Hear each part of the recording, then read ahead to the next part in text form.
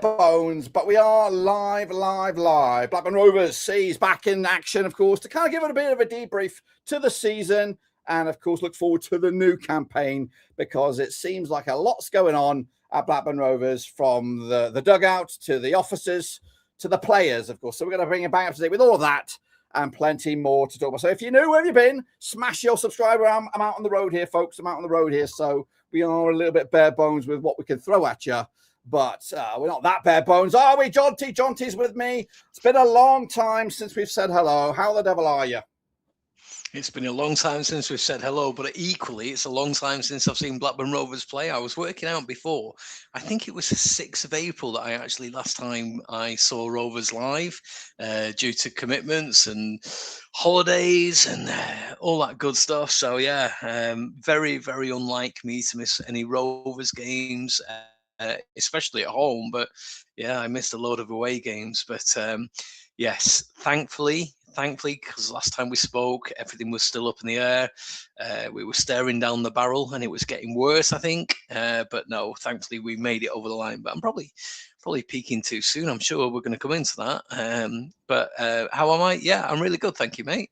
Yeah, also been a long time at Ewood for this fella, Jacob. It's been forever. I think you quit. You quit on Rovers. I think. I think we all quit on Rovers at some stage for the past season. But are you glad it's all behind us now and maybe a chance to look forward? Maybe. Yeah, as Jonty kind of alluded to, we're going to get into all of this, but I mean, obviously, it's been a mixed bag of emotions, really. Obviously. Happy, obviously, we stayed up. Maybe for the long-term betterment of the club, it might have been better for us to go down. Who knows? But obviously, with O'Neill leaving, disappointing news. And yeah, I mean, John, you were just saying it's been April for him. The last time for me was January or February when we played Preston North End. So yeah, and I've also made the decision not to renew for the first time in a long time since I was at uni. So it's going to be a very different relationship for me with Blackburn Rovers moving forwards. But I've got you guys to get me through it. But you still love them, right? You still love them. Yeah, it's a love-hate relationship, Derek. I get it, and it's make a stand as you do. But one fella who was there. You were there in the last game of the season, right, Leicester? Not the last game of the season. I bought a ticket. Yeah, pulled up the game. I was there. The game, of course, Sheffield United, where we officially knew that we were going down. But I actually had a ticket on the final day of the season. But I also had a title deciding game myself playing. So that was it. I had to go. Do I go watch Rovers play a dead rubber against Leicester City already down, or do I go and play in a game where we can win the league? So that's why it wasn't there in the last game of the season, even though I did buy a ticket because I was fully gonna go, and then I was like, yeah, I don't know why I can't do that. So anyway, so yeah, no, I was there at Sheffield United. It was a great win. They were all singing one more year, Michael O'Neill, and ultimately hasn't decided to stay. I think if the dual role was still a thing, we'll get into it, of course, later on. I think he would have stayed, but of course, I think Northern Ireland didn't want that to happen, and if he had to pick one or the other, he picked Northern Ireland, which is fair enough. Don't blame him. He would want to poison chalice of Blackburn Rovers, but yeah, no, I haven't been more recent than the other two boys, but yeah, I wasn't on the last day of the season, so credit to you. But yeah, so of course we're all back again. It's like Take That. We're like Take That, aren't we? I'm Gary Barlow. You go fight for Robbie Williams. I don't know who it is, but anyway, we are here to talk about this. It is the future, Blackburn Rovers. But of course, that's before we talk about the future. Let's talk a little bit about the last game of the season. I know it was a dead rubber. Nobody, I don't even know if any of you saw the game, but ultimately being the last game for Mr. O'Neill, and again, we'll gloss over that in a minute, but also the last appearances, maybe for some names. Again, we'll talk about those, but You know, if and only if the situation was different, this could have been a different story if we had to rely on this game to get some points.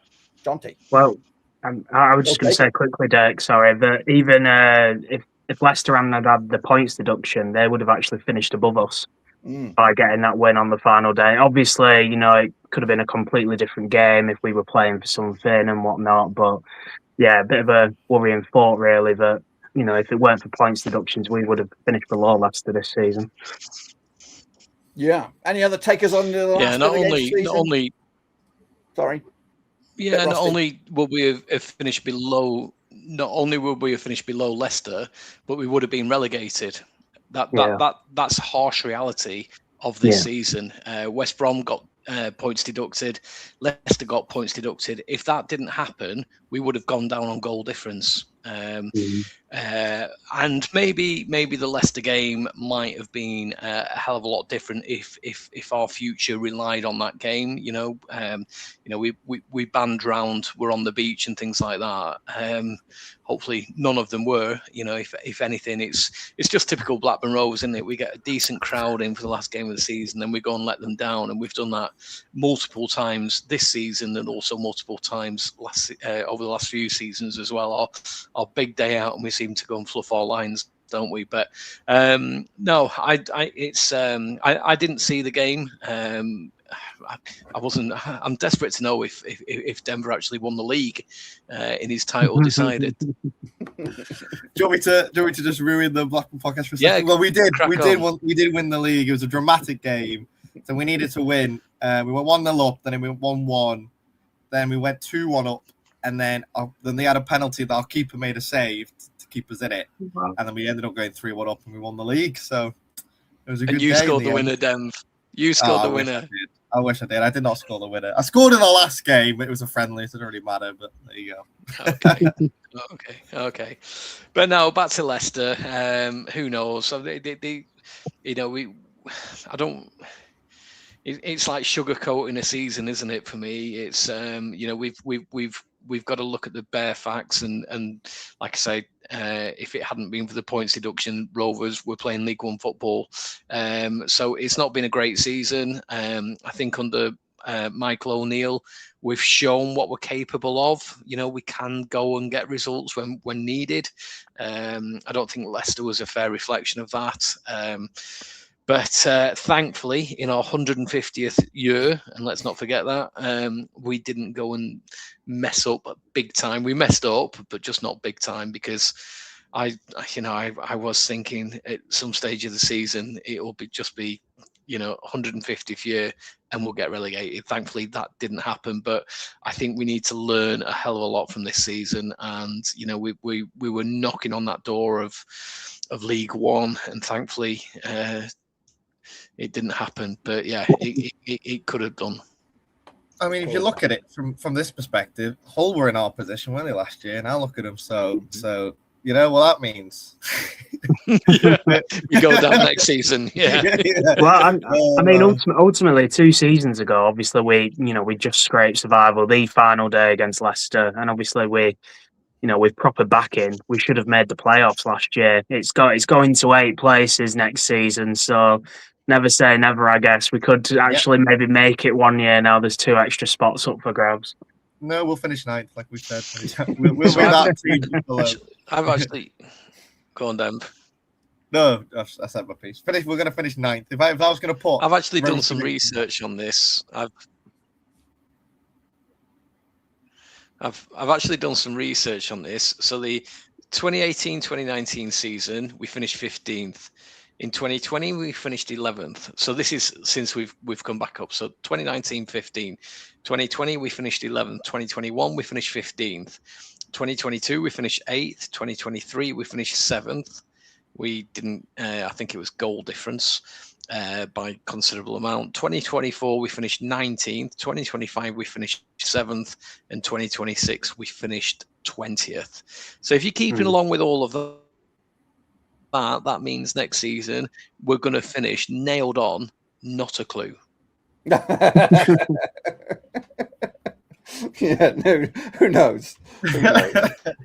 But the big responsibility will be on the guy who replaces this guy, of course. Who'd have thunk it? I think if you were reading along the lines on social media and even some journalists, it looked like he was coming back. It looked like a 3-year deal was happening, and now we're left with a little bit of egg on our face. But John T, big loss for Rovers. This, you think? Yeah, I'd say so. In the grand scheme of things, I think it's no surprise to me. I know there was a lot of people reacting because he sort of intimated that he was going to stay. But to be honest with you, it was no surprise. But here's my conspiracy theory, because I like to be a little bit different. I think he will pop up in the Championship next season, i.e., at the start of next season. So I think he's just decided it's not Blackburn Rovers. Now, to be fair, that was before we had our new chief executive, which I'm sure we're going to come on to. But I just think that he's good enough, and he's probably got the desire. He's got the taste for the Championship, just not with Blackburn Rovers. And I think that's that'll be the biggest kick in the nuts for Rovers. He's chosen the Championship, not Blackburn Rovers. So he's kind of fallen back on, and he's hidden behind maybe going back to Northern Ireland. But I just think I would not be surprised if we sat here in August saying, Michael O'Neill's taken over at ... and maybe we have a bit of a prediction as to where he's going to pop up. Now, I don't think it'll be somebody like Stoke. I think it'll be somebody that's hanging in there. Your Wi-Fi. Your Wi-Fi's going weird. You know what? I won't put it past him popping up at Burnley. Ooh, oh, God. That would be shocking. Eustace going there, apparently. Yeah. Does that mean we have to dig out the snakes again if he is to pitch up somewhere else? For if he is to pop up the Championship? But it's a big blow, regardless if he is to show up somewhere else. I felt in safe hands with this guy. And again, we'll have a look in a minute as some of the funny suspects that have been linked with the Rovers job. But what's your takeaway, Jacob, from O'Neill leaving us? It shows where we are right now as a club. Ultimately, Dirk. He's a manager who came in and was brutally honest about the situation of the squad. He had that one post-match interview where he just flat out said this squad is not good enough. And, similar to Jonty, I weren't all that surprised that he left after that, because this board aren't after someone who's going to publicly speak out against, the limitations of this squad and how poor the squad is, etc. In my opinion, they very much just want a yes man who, from what I could see, Valérien Ismaël was just that. Val started last season trying to bullshit us all that this squad was better than it was last season, which we could all see was just, him just gaslighting us ultimately. I don't think they'd have liked the fact he was so honest about the situation at the club with that. And also, to me, it says that, there was clearly discussions going on there. He probably said, look, this squad isn't good enough. I'm going to need X amount of money or X, Y, and Z if you want me to stay. And to me, it seems like those expectations haven't been met. And I tend to agree with Jonty that I don't think it's the case, but he's just going back to Northern Ireland. I do think he will go to another Championship club at some point next season. Maybe not start the season somewhere, but I do think he'll probably get parachuted into somewhere if someone's scrambling around for a manager again at some point during the season. So it's just extremely disappointing, and it shows where we are as a club, like I said, and the board are just pathetic, really. I mean, we had the fans forum again last week, I think it was, and Sahale and Rudy didn't even bother showing up to it. We've just stayed up by the skin of our teeth. We're going into the transfer window this summer, and your head of footballing operations isn't there to listen to the fans about what we should be, concentrating on this summer in terms of the players. And obviously the top guy, Sahale, can't even be bothered to show up either. And that's just, to me, just shows the state we are right now. They're just holding the fans in utter contempt and don't even want to hear what they have to say. And we've managed to alienate a manager who we'd all really got behind, and I'd have been somewhat positive going into next season if we'd have had Michael O'Neill at the helm. But now, I just feel like it's going to be a rinse and repeat personally next year. Another reset. If you were to ask me right now, I think we're probably going to hire Phil Jones as manager, and it's going to be another topsy-turvy season, I think. Do you take any comfort, Jacob, that Steve Curwood is in charge, that also is on the EFL board? Because I do, and maybe I'm just making myself sleep better a little bit at night, knowing that he's on the EFL board. So anything that needs to get called out, you would like to think, any anomalies in our club would get called out by Steve Curwood, given that he's got a seat at the table at the EFL. Does that give you any comfort? To me, the CEO is just kind of a puppet for Sahel. I think that's all Waggett was, and I think that's why he walked in the end. He wasn't willing to take the bullets in terms of the women's team getting scrapped, etc. And he said, "No, enough's enough. I'm walking. I'm done taking bullets for you, Sahel." And that's why Sahel has been exposed so much this season, to the point where at the fans forums he's having arguments with the fans. He was openly laughing at one of my colleagues from We Are the Rovers when I was there, Duncan. Duncan was showing his frustrations and Sahel was just laughing at him. This guy's the CEO. I think it's took so long to get a CEO. Don't forget, it's been a year because no one wants this job. I do think it is just take all the heat off Sahel. You get the dog's abuse, because it was always wag it out, wag it out, wag it out. It's only now people have seen it's actually Sahel. He's the one who's got all the power. He's the one who's in contact with the Venkies and holds the purse strings, etc. So, to be honest, I don't take any positives really from us getting a CEO. I think we were maybe a bit more stable when Waggett was here, compared to this season. But I don't think it's going to massively turn things around, in my opinion.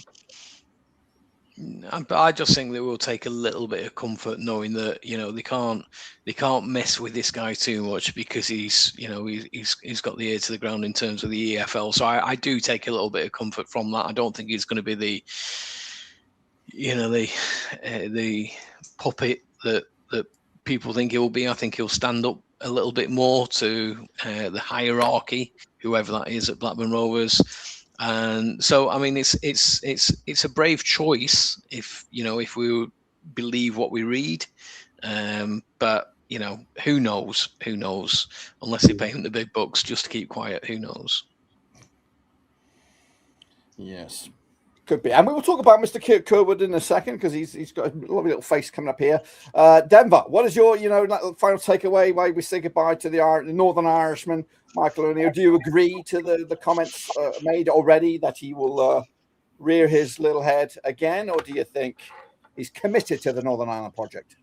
I'm sure someone somewhere will be, because clearly, look, he was interested in staying because of the comments he made. If he wasn't at all, I don't think he'd have made the comments that he made at all. But maybe just to try and sweeten things around with the fans and whatnot, and trying to keep his name up the dirt potentially. But I don't know. I honestly thought you wouldn't have gone into those discussions and those talks if it wasn't an inkling that you were maybe interested, which he did. So we went into these discussions, and I just think with where the club is at, he could potentially get a better offer. So he has decided to stay with Northern Ireland. I'm sure Northern Ireland were at a point as well where they just want to, clearly Northern Ireland is a better prospect than Blackburn Rovers is at the minute, which is fair enough because we don't know where we're going at all. So if a club like, a West Ham come knocking, let's say if they did, say, oh, look, we've got all this back, we've got all this financial, this is what we want.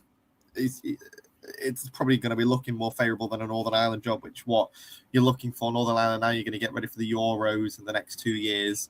Do you want to? Is he going to want to try? Could that might be his goal, to try and get Northern Ireland to the Euros and try and get something there. But if a big club comes in like a West Ham or something, it's hard, and they've got the stability. I mean, maybe you'd ask a West Ham fan, they would disagree with that statement, but more so than a Blackburn Rovers, especially more financial backing in general as well. He could take that job. There's a world where I see that happening, but I'd like to think that he wants to have that last punt at that Northern Ireland job because they're in a good spot at the minute, really. You know, they only just missed out on the World Cup qualifying. I know that they've opened it up a little bit, but it was close. You know, they got into those last few knockout games, and maybe he feels confident that he could take this Northern Ireland side somewhere. So we'll see. We'll see what happens. Sitting on the fence as usual, but we will wait and see. I don't think so, though. I do think he wants to do something with this Northern Ireland squad. Yeah. But of course, now the spotlight will turn to who will take over the reins. Now, there's not been much movement in regards to that, and I don't know if you guys have been keeping an eye on it. But these are 4 of the names in the frame, and one of them you'll know and love, maybe. Well, this guy is not him. That's Liam Richardson on the books of Reading. 4 favourites right here, right now with the bookies. So he's was linked previously before O'Neill. At Reading, formerly of Wigan. Apparently, Reading fans not the biggest fan of him, so they'll pack his bags for him. Next up is this guy, David Challoner, fresh off the back of his failures today, or was it yesterday? Bolton promoted, Stockport, unfortunately not, but highly coveted. But he's in a job. He's loved there, and I think he's got good backing. So don't know about that. There he is, the favourite, the bookies' favourite, right here, right now. It's our old love affair. It's Mr. Mowbray, Revels and all. He's top dog right now, but the name that doesn't seem to go away, but probably will go away, and he is a bit of a character. It is, of course, Slaven Bilic. Is the Valérien Ismaël 2.0, some would say. I think I just heard Jonty's he's so happy about those names. Jonty, what are your thoughts on the usual suspects or the rival to our Take That band? I thought the big I seriously, I thought the big reveal was going to be Pep Guardiola. I think he's out of work, isn't he? So that's clearly my disappointment. I think if anybody was sad enough to look back through a load of podcasts, and I mean we're in unprecedented waters now because this will be our 3rd manager within the year sort of thing, and even Blackburn Rovers by Blackburn Rovers standard, that's a little bit weird. Are we the new Watford? Maybe. I think there's. Yeah. I think there's. I don't think there's many Rovers fans that wouldn't want Tony Mowbray back. I would have him back. I think that would show the strength immediately of our new CEO. If he came in, but. I mean, there's nobody else in that mix that really excites me. I think it's a safe pair of hands with Tony Mowbray. He had us playing some decent football. We just could never just quite make it. But I don't know. There's Russell Martin and Steven Gerrard being bandied around as well. But I honestly don't know. There's a foreign guy as well that was being bandied around, and that puts a fear of God up me only because of my memories of young Dale Thomason. I was really excited about him coming to the club, and very, very, very quickly that changed. But no, I honestly don't know. I just, there's a part of me that wants a Championship manager that's well versed, that knows the league and can pull a win out of nothing and knows how to make decent substitutions. But then you go and look at the whole manager that has no experience in the Championship and then goes and does what he's done. So, fair play to them. So, I don't know what I want actually, to be honest with you. I just. I've renewed, and I don't know why. It's a bit of a head scratcher. I've renewed. I'm kicking myself that I've renewed, but then on the other side, I'm patting myself on the back that I've renewed. But I mean, this season, seriously, I think it's tested any Blackburn Rovers supporter, and I think anybody that says anything different will be lying. It's tested me. It really, really has. It's tested me probably more so than any other season, or maybe it's just this podcast, listening to you guys that have just got into my head and what have you. But no, it's sometimes I've had to drag my sorry arse off the sofa at 1:30 and like almost think about, what could I tell the lads that I didn't go? I got a flat tire, the car broke down, or do you know what I mean? It's been a really, really, really tough season to follow. I'm quietly chuffed with how many games I've got to this season, predominantly away. I've done all the further away ones, not the local ones. But in terms of manager, and I'll end on this part, is I think it just shows the importance of the manager. I was all right with Big Val. I still think that we played some really, really good football under him.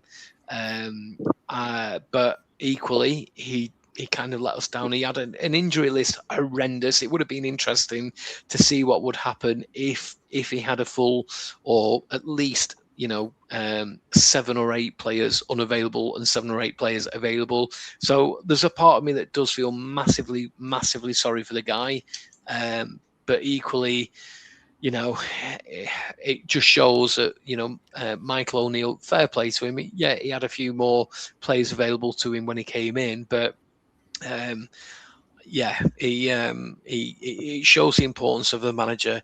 Everyone's, people are talking about Phil Jones. I think that was probably always the, Michael O'Neill puts Phil Jones under his wing, gets us safe till the end of the season, then Phil Jones takes on the role. Not overly comfortable with that, to be honest with you. It was between Phil Jones and Damien Johnson. I prefer Damien Johnson. I think I don't know. He's just I like DJ, and that win at QPR, that rightly or wrongly for me, by the way, that win at QPR was accredited to Michael O'Neill. Played 15, even Wikipedia says he started on the 13th of Feb. And yet, to be honest with you, you look back at the interviews, Michael O'Neill, and fair play to him, said that actually, that was DJ's selection, DJ's tactics and things like that for the 14th. And that was a great away win. Really, really good, solid performance against a bit of a bipolar QPR, albeit. But I think, I think the question for me, we've got 4 faces on there. I don't think we'll get any of them, if I'm being honest. I think it might be between Phil Jones and another. For me, if we're going to go with another, it'll be DJ. Who's next? Any of these take your fancy, or shall I show you the odds of the full top 10 list? I'll show you the list of the top 10 just to get. I was just about to say that photo of Slaven Village. You couldn't have done him any dirty, could you? I know. He's got his eyes closed. It's awful. looks gormless, doesn't he? Yeah. You can rule Craig Bellamy out, because I don't know if you saw that clip of him saying on a Irish football show or something that I think the quote was Blackburn Rovers is a basket case at the minute, so that's not going to happen. Yeah, there's not many on there that I see happening. If you could get Gerrard, that would be amazing. It'd bring so much eyes to us, but he ain't going to touch us really. And like I think what Jonty said, I don't think it's going to be anybody on that list, honestly. But that's what the bookies are thinking. It's kind of a sad state to me that I feel like we outgrew Mowbray. I was very much ready for Mowbray to go when he did, I'll be honest. I think the way the owners conducted themselves with that was appalling. For Manu, they've been with us, 4 or 5 years, completely stabilised the club, got us back to a solid championship outfit. But I do think we outgrew him. And yeah, I was fed up of the frustrations of flirting with the playoffs every year just to inevitably fall off. And ultimately, since he's gone, that hasn't been any different. Sadly, I thought it was a Mowbray problem, but it's very much just us problem, it seems. We just don't have the bottle to hold our nerve when it comes to making the playoffs, sadly. But it's a sad state of affairs where I'd genuinely take him back now in a heartbeat, because this club does need stabilising. We do look like we're in free fall right now. As Jonty said, we've had 3 managers in the space of, 14, 15 months or so since Eustace left. You take that back to 25, 28 months, whatever, and we've had 4 with John Dahl going. It's just like a revolving door at the minute with Blackburn Rovers and managers, and it's we never had that. Obviously, with those stable times under Mowbray, and with this club's just changed so much since then. So I would have him back. It's not worked out for him well at West Brom and whatnot. And, I was at Birmingham, he was at, as well. Yeah, so it's he's not had the best run, but I'm not even sure he would come back with the way he was treated so poorly, to be honest with you. But maybe he would because he loves the club so much. And who knows? Obviously he came back and got his honour cap this season and whatnot. I think I got one. Did I get an honour cap? John Buckley somehow got one. I mean, Jonty must have put a word in for that or something. Goal getting one was, I love Don Fitz, but Jesus Christ. Yeah, I think my personal favourite was when Dirt got one. when Dirt picked up his, it was just on the barge. Yeah. Covered in shit from the Burnley Canal or whatever it was. How come Two Guy didn't get one? Seriously, all seriousness, how come Two Guy didn't get one? There's more coming up than the rest of next season. No, they're not stopping. Oh, is there? Yeah, they're doing them into the next season as well, up until I think the end of the year. They're doing like a 2026 window period. So maybe they've just not been available. Some names people haven't been able to turn up, so they might be able to get those. So in short, we're disorganised. Okay, cool. Thank you. Well, you already knew that, Jonty. Yeah, it was. I think that's pretty self-explanatory last season. Yeah.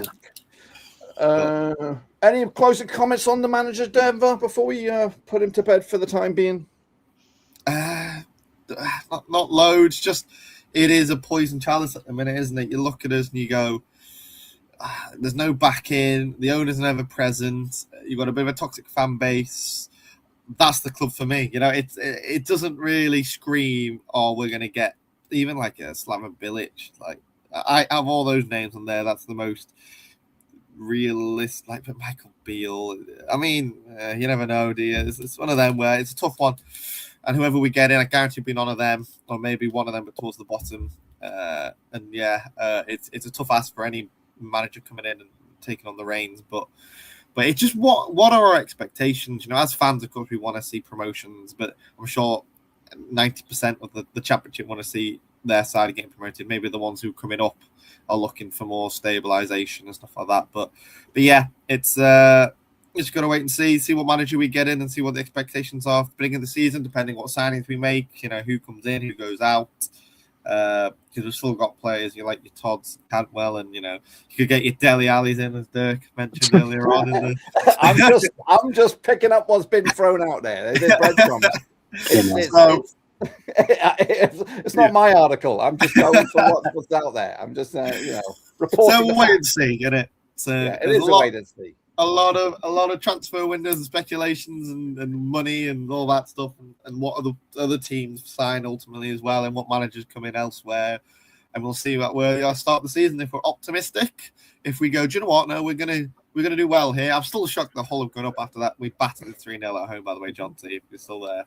Because this camera's off. Like that, we were there, battered them from home, and we thought, they were raving how good they were. And another stat as well for you, for the Hull City lovers in this, if anyone's listening for Hull City, is that their XG, I know the words like, XG, you can't mention it, they were second bottom for XG in the table, which just shows, you just put the ball in the back of it, it doesn't really matter what your XG is, which is the opposite. We were one of the highest XGs, and look where we ended up, so... That's because Yuki can't finish his bloody dinner. Not just Yuki. Johnson. We'll go back to that the whole City thing, and at the end of it, we could talk about Spygate a little bit. But one thing that was not up for debate was our first gong of the night, manager of the year, Blackburn Rovers manager of the year, 100% success rate. Michael O'Neill got it, so in the bag. Thank you. Did this poll go out on Twitter, Dirk, or was it just go out on Twitter? It did go out on Twitter. We have a. I mean, it was not a very hard one, was it? This one, like a gimme, but yeah, there's a couple gimmies in here, like goalkeeper of the year.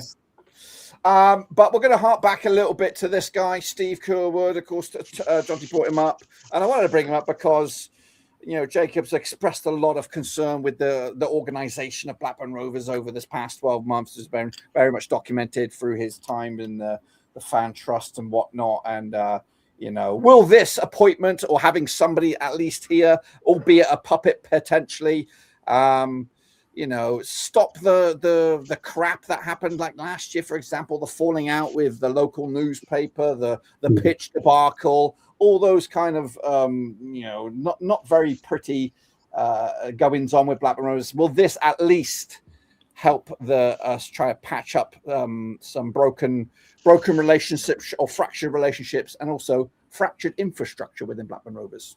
I'm going to give it to Jacob first. Oh, well, I mean, like I kind of went into, I guess, 10 minutes ago, just in my opinion, unfortunately, I think this guy is here just to take the flak for Sahel. But I think thankfully, as a fan base, we're kind of seeing through it now. As I mentioned, when Waggett was here, it was all Waggett out, Waggett out, Waggett out. The fan base as a whole didn't even really know who Sahel Pasha was until towards the very end, before Waggett kind of left. Then, people started to learn the name and whatnot. Obviously, over the past season, everyone now knows about Sahel, and obviously, just in my opinion, just his clear contempt for the fan base. I think this guy is obviously there to kind of maybe be a middleman between, the owners, Sahel, and the fans, to kind of be that person who, I hope we get to see kind of interviews and more transparency. They started the start of last year saying they were going to be more transparent and all this, and they kind of were. Rudy were doing interviews and stuff like this, but then as soon as the results kind of started going in the wrong direction, there was that interview with Val, Rudy, and Adam Owen.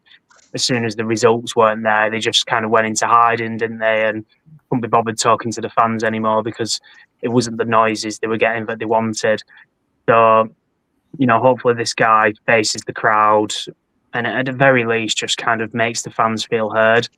As I said, the last fans forum, Rudy and Sahel not being there is just cowardly in my opinion, and it is just a disgrace. But they're wanting to cut the amount of fans forums, I think, from 4 to 3 times a season, so they can't be bothered to turn up, every 4 months to hear the fans out and take on board what the fans are saying. Even if you don't listen to any of it and you take none of it on board, at least give the hour or 2 hours of your time or whatever, just to at least make the fans feel like they're being heard at the very least. So hopefully this guy will engage with the fans. From what I could tell by being in the Rovers Trust, Waggett was good at engaging with kind of the trusts and things like this, and did seem like he cared, I guess. Cared enough to obviously step down from his cushy job when they got rid of the women's team, and he said, "No, I'm not being a part of this. You want to get rid of the women's team for a cost-saving exercise, then I'll be going to," sort of thing. So hopefully we see some positive changes, but I'm not confident. Can I just challenge you, Jacob, on that? I mean, I hear what you say, but are you saying that having a CEO is a positive move, or would you? I mean, I'm trying to put a balance into this, and if we flip it on its head and Rovers still come August, we've not got a CEO in place, would you see that as more of a negative than a positive, or vice versa? I'm just trying to get. It's a friendly challenge. No, of course. I've been saying, the 2 fans forums I went to, I openly challenged the Hale. Is there any update with the CEO? Because I think for a club of our size and whatnot, to go an entire year without a CEO is just nothing short of a disgrace. And obviously the club's been an absolute shambles on and off the pitch this season. And obviously the pitch got mentioned, etc. Lancashire Telegraph, I think a lot of that stuff probably does come down to the fact that we didn't have a CEO in place to deal with these kind of little things.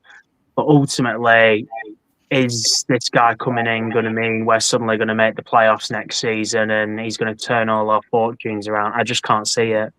No, but if it's a better thing, the fact we have a CEO, because there probably won't be as many shit shows and as many fires to put out this season.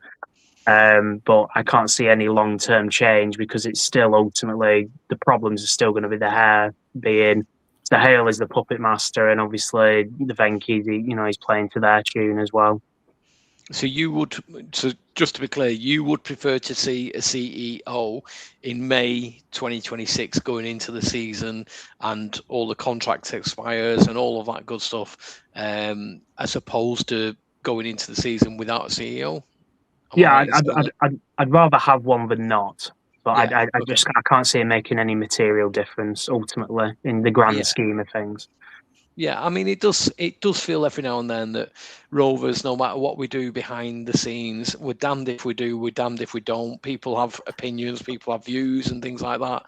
And you know what? For the first time ever, I'm going down that kind of same route in terms of almost accepting that we are and have been and will be continue to be a shit show. So I'd like to think that a CEO in situ going into the season and also dealing with all the fallout of contract expiries and things like that. We've got a lot of contracts that are due to expire in 2027. So big decisions to make now. Do we sell them and get some money, or do we let them go free? So this guy's got a lot to sort out. But I'm like I say, it was a friendly challenge as opposed to putting you on the spot or anything like that. Denver, your comments on the new CEO? Where's your head at with this? Is it a good move? Of course, his track record, if you don't know, he's coming from Fleetwood Town. Been with them through the thick and the thin, all the way up through the non-leagues. Got them up to League One, even in the playoffs a couple of times. But a bit of a downward trajectory right now, Fleetwood. But better than no CEO. I mean, yeah, but it doesn't exactly excite me at the same time. Look, at the same time, we've got to remember where we are and who's going to want to come in, and it is a very much when I was reading his CV, I'm like, okay, I want to look. It's Fleetwood Town, that's fine, cool. Oh, and it kind of just, that was it. It was Fleetwood Town. So he hasn't got loads of experience. He's been at another one club and had some success. Now the difference is, of course, this is a step up. This is the championship. I don't know how well funded. I don't know loads about Fleetwood Town per se, but I don't know how well the owners are, how funded it, how much of a similar environment, how much of a different environment, what the challenges that are going to be different for him per se for a Fleetwood Town, what is the finances going to be equated to the league position and so on, and what are his ambitions coming into the club like this? Is he looking to be pushed on, or what is his criteria? What is his objectives? And it's just a lot of what's going on, really. But initially, when I've seen him, I've gone, right. But I'll be completely honest. I know a handful of CEOs. So I always had a feeling it was going to be a no one that I'm not really like. No one stood out. Equally, surely, and this is my simplistic way of thinking, equally, if you're on the EFL board, you've got to have some credibility.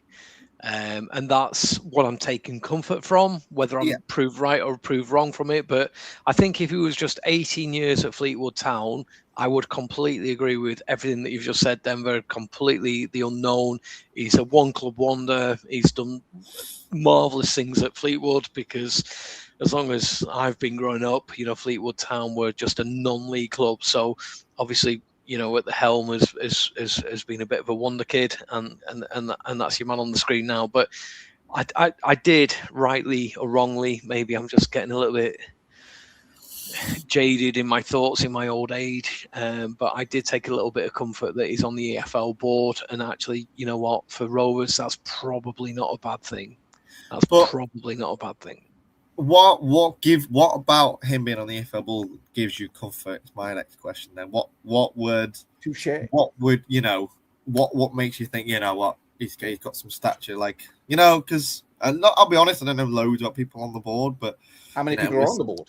Yeah, Well, it's a great question. I mean, to be fair, you would have the credibility to have done a decent job within your club to actually get nominated. I don't even know what the process is, so forgive me.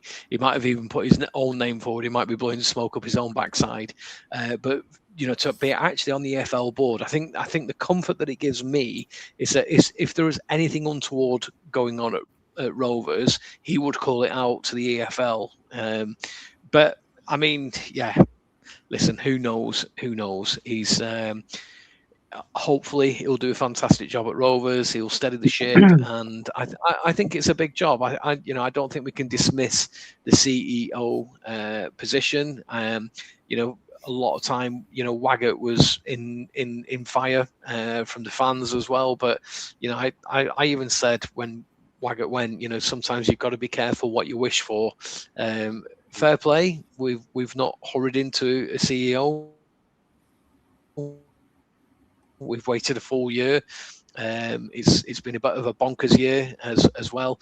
I'm kind of happy. The positive signs there. When everyone was kicking off about the pitch, should it have happened? Categorically not. 100% no. There's not a Cardinals chance that a championship club should have a game called off because there's been a few downpours in the local area, and they were big downpours. I'm not going to go back on what I said, but equally, we were never going to do anything whilst the season was in play.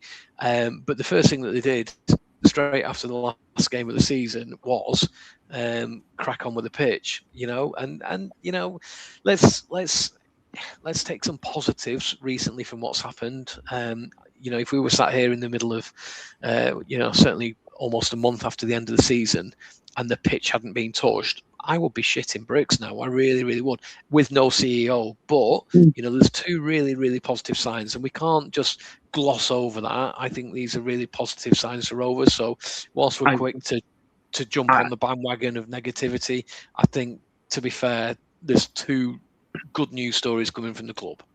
I struggle to take positives, well, Jonty, from the club just being run in a normal manner. Like having a CEO is normal. Like I can't take a positive from that. Having a pitch that is actually up to standard is expected.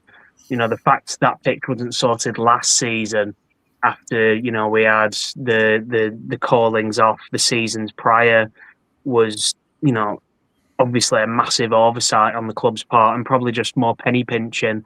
So I can't. To be fair, up until last season, we'd only had one game called off in probably 10, 11 years. So, and to be fair to the owners, they 10, 11 years, Middlesbrough and Pompey, wasn't it? I want to say the two. Yeah, we had two. We had Pompey, and was it Middlesbrough then? In 10 years, years. In 15 years that the owners have been in charge, the owners didn't pay for that pitch to go down or anything like that. So, was it a cost that they wanted? Probably not. Did they have costs elsewhere? I think for me, what would make this guy a good CEO is that any money that is brought in from player sales is invested back into the club, back into players as well, and it's a multi-million-pound project as a pitch, and I'm just trying to, don't get me wrong, I'm just trying to cut them a little bit of slack. Do you know what I mean? Like I said to you before, if we were going into, if this was August and the start of the games were next week and we didn't have a CEO and the pitch had not been touched, I will be shitting bricks. That's my point. That is my point. So anything we can take from that, for me, what constitutes a good CEO will be actually any sales that we do get is actually reinvested back into, and equally, not just sell a player for 5 million and bring in two players at £500,000 each. Actually, reinvest the £500,000 on £5 million actually on the pitch in players. I just can't see that happening, though, Jonty. I don't think the CEO is going to have the power to kind of do that. Waggett never had that power, obviously. As I've mentioned, when Adam Wharton got sold, Armstrong, etc., Smodics, we saw next to none of that money, and we had FFP headroom there. And Rudy Gestead went on Sam Allardyce's podcast and said, it doesn't matter how much we bring in income, the Venkies are committed to giving us 20 million a year. We could sell £100 million worth of players, but we get 20 million a year. We could bring in no money, but we get the 20 million a year. So it just, I can't see a change, unfortunately. I do find it funny though how, of course, we had to make it different with the pitch. Normally they have a few events like the charity matches and all that at the end of the pitch, at the end of the season. I've been doing some coachings for that on there, but I have found it funny that every day they've got day 2, day 3. I'm like, yep, it's still a dug up pitch.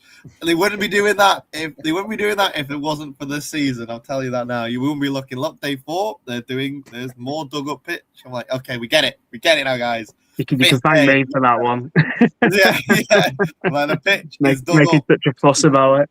I know. Expecting a new signing. Oh no, it's dug up pitch. Yeah, To be fair,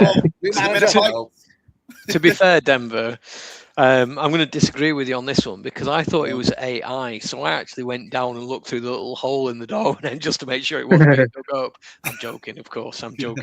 But how funny would it be? AI just digging. It's just fake. Yeah, they weren't digging the pitch. Just Lindsay Talbot fucking with us. Yeah. Well, regardless, he's got his hands full, and the proof is in the pudding, I say, for this guy. But we're going to move on swiftly. Dirk, yes. Sorry, just go back very quickly round the room. What would constitute this guy making him an impact within 6 months? What does good look like? What can this guy do within 6 months that will give us a little bit of reassurance that we're going in the right direction? Dem, over to you, mate. In 6 months, do you say? Within 6 months. Top of the league? he has no control over that to a certain extent. Well, ultimately, it's tough, isn't it? Like, what are our metrics of success as a CEO? What are his parameters? What are we looking for? What are his objectives? Yeah. Well, I'll tell you mine, Denver, and it might kind of give you some inspiration. I'd say over the summer transfer window, if we keep Toff, we keep Alabiosu, we invest a significant sum of money, which this squad needs. I'd say at least 10 to 15 million pounds. I think this squad needs, and I know that's a significant sum for us. Yeah, but it's not unreasonable. That's respect to you for that. I thought you were going to come out with some, blue sky thinking sort of thing. Yeah. So no. And I think you keep Toff, you keep Alabiosu. Two of the I'd say second. In my opinion, Toff was player of the season. Sorry, spoilers, but Toff was my player of the season. Alabiosu would have been about third. Just simply how good he was for the first 6 months. If we want to build on this season and not find ourselves in the same position, we got to keep our best players. That's the first thing. And then, move on the deadwood, the likes of Henriksen and Tavares. I just can't see it working out. Cardbo, etc. Get rid of the deadwood and just bring in some players that aren't foreign league gambles and just give us some really solid championship or even dip into League One, get some solid players and get this team pushing for top 8. Because there's absolutely no reason why we shouldn't. Yeah, great answer. Dirk. Oh, yeah, I've got some, baby. First and foremost, hopefully it falls on his responsibility, but patch up the relationship, Lancashire Telegraph, get that back, build on community, get the fans back somehow, either lower the ticket prices, something. We've got to get the stadium full again, or you can only see the difference even when we gave Preston and West Brom tickets or what have you, and it was roaring. He was roaring again, even though half of them were bloody for the other team. But get that, and ultimately forget that Sohail exists. If this guy can make sure that guy has got no involvement or you don't see his face, then he's done a great job by eliminating what grinds our bones the most. For me, the answer for getting the fans back in, I think the only way you're going to get numbers back in is success on the pitch, which of course is out of his not completely out of his parameters, but it is at the same time.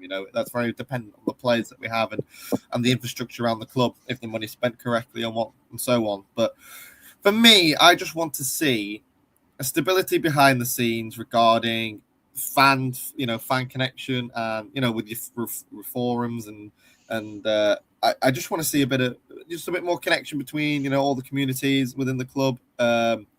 Just a bit more, just open dialogue. It doesn't, it doesn't have to all be negative.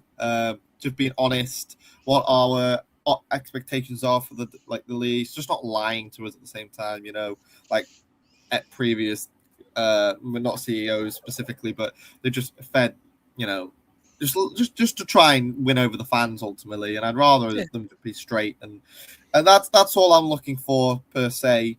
It's tough to know what change really can be made without a change of ownership. That's the only other caveat I'd say, but look, just for a stable season and just starting ticking in the right boxes, making sure things are heading the right way. It's good. I think there's some great answers in there. I think, Steve, if you're watching, to be the CEO, do you have to be called Steve? I think that's a recurring theme, isn't it? But Steve, if you're watching, that's what we want as fans. Dirk, back to your podcast, mate. Sorry. Okay, no worries. We're going to get into the nitty gritty now. We're going to do player reviews. So how this works is, we're going to do. Unfortunately, we're doing them all, every single bloody one of them. Kind of just give us your little sound bite. You don't always all have to say something, but feel free and maybe just give it like a grade. I don't know what you want to do, 1 to 10, or maybe 1 to 10. That's the cleanest. But we're going to start with 10 being the best, 10 being the best, 1 being the shittest. Everyone's favorite hair transplant. It's Ainsley Pears. Oh, poor guy. Why would you out him like that? I'm sorry. But anyway, go through it. Go through the motions. How much do you want us to talk? Just give us a summary how he did and deputized in the absence of Toff. Do you feel reliable? Would you want him back next season? Is his time up?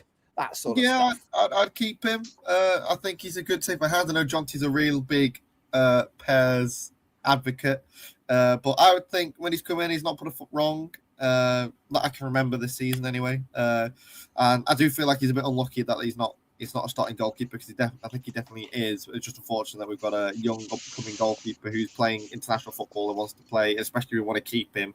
We can't have him sat on the bench. So that's why we signed him ultimately to replace Pears. But Pears hasn't done anything massively wrong. I'd say he's had a 6, above average season. I don't think he's not going to head a Toth for obvious reasons, and then there's a reason why Toth's the number 1 choice over 2 managers as well. Remember, but I think he was good when he was in. Yeah, I'd agree. I'd say 6 out of 10, called upon, as and when needed, and did a solid job. And I think at the time I was one of those people that saying I'd probably just leave him in. But ultimately, when you've got Hungary's number 1, I do think Toff needed to go back in. And to be fair, he's proven why. When he went back in, some of the shot stopping abilities, too good for us really. And as I've mentioned on previous pods, Rudy did say in the last fans forum I went to that Toff will be going because his wage demands or whatnot. We're just unable to meet them.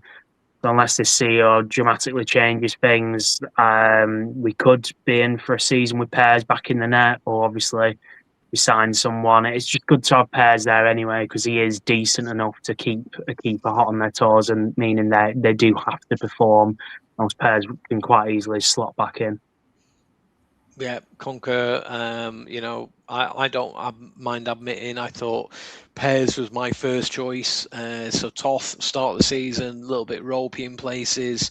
Pears came back in, I think did a fantastic job. Lots of clean sheets in there, but Toth just came back even stronger and even better. So yeah, Toth won my vote. And I'm happy to sit here. It's not often that I call a player out and they suddenly go on to improve, but Toth, absolutely fantastic latter end of the season. But I think Pears will make a lot of championship number 1 positions. So it's we've always been blessed predominantly at Blackburn Rovers with a decent keeper, and I think we've got 2 decent keepers for the championship. So you're going with a 6 with him as well, with the guys? 6. Yeah. Look at that, sexy. Back next season? Is he back next season, you think? Yeah. I mean, the video went out on the YouTube channel, which I did think, I might have to watch that. Might be interesting what he has to say, but I haven't got around to it. But I'd be surprised if he left. Unless he does categorically got told, you're not going to be number 1 next season. But currently number 1, this fella. Blastus, Toff, Danvo, you can start us off again. What's your review on them? I think like, I'm trying to think of if there's going to be a 10 out of... Is there any 10 out of 10? I mean, it's hard to give a 10 out of 10 when you got relegated, right? So I think he's been phenomenal, especially this is his second season. You know, he had to bide his time last season with Pears performing so well. And remember, he was signed to replace Pears. I know he ultimately has done that, but at the time, he wasn't. And he was like, you know, his first game was Middlesbrough away, I think. John T, if you were there. And I think he's had a mistake in him. He's still young and he's still learning, and I think he's been phenomenal. And I think he'll go on to be a very, very good goalkeeper. If that means, you know, a top division somewhere, I don't know. But he's on the right track to doing that. I'd give him I think there's still room for improvement. I know he's not the finished article, but like when we've had David Raya, for example, you could see he was capable of, and I think that's a very similar, maybe not as good as a David Raya, but I can see a similar trajectory for Toth. I'm going to give him an 8. I think might be harsh, but we'll see what the others say.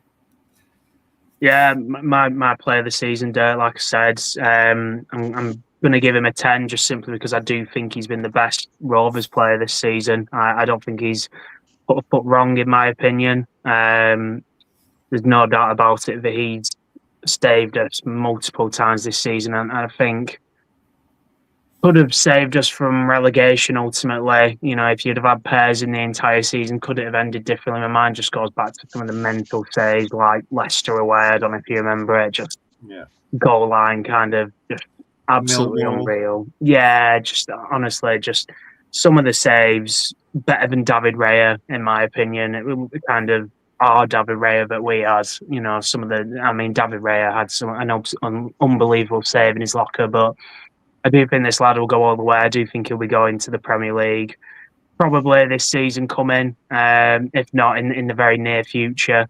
And he's my player of the season. Yeah, I think he should do another year at Rovers for sure. I think it'd be a crying shame. A lot of Rovers players go on and just warm the bench of Premier League clubs. I would like to see him stay at least one more season, sign another contract, get him there till 2029, then sell him for big money in 2027, maybe. I think he's got a lot to offer. I think, he's. I think my biggest criticism earlier on in the season, or certainly towards the latter end, is that he wasn't commanding his box as well as Pears, and that's why I edge for Pears. But you know, in the last few games, certainly, you know, he was celebrating every save like it was a goal. Obviously for Rovers, and just a fantastic keeper. Certainly an 8.5. If you can't put the halves, then I won't sit on the fence. I'll go for a 9. I can put the halves. 8.5. Also, no surprise there. Goalkeeper of the year. Well done. 100% of the vote. That's like Eurovision, baby. My favorite. I love this guy.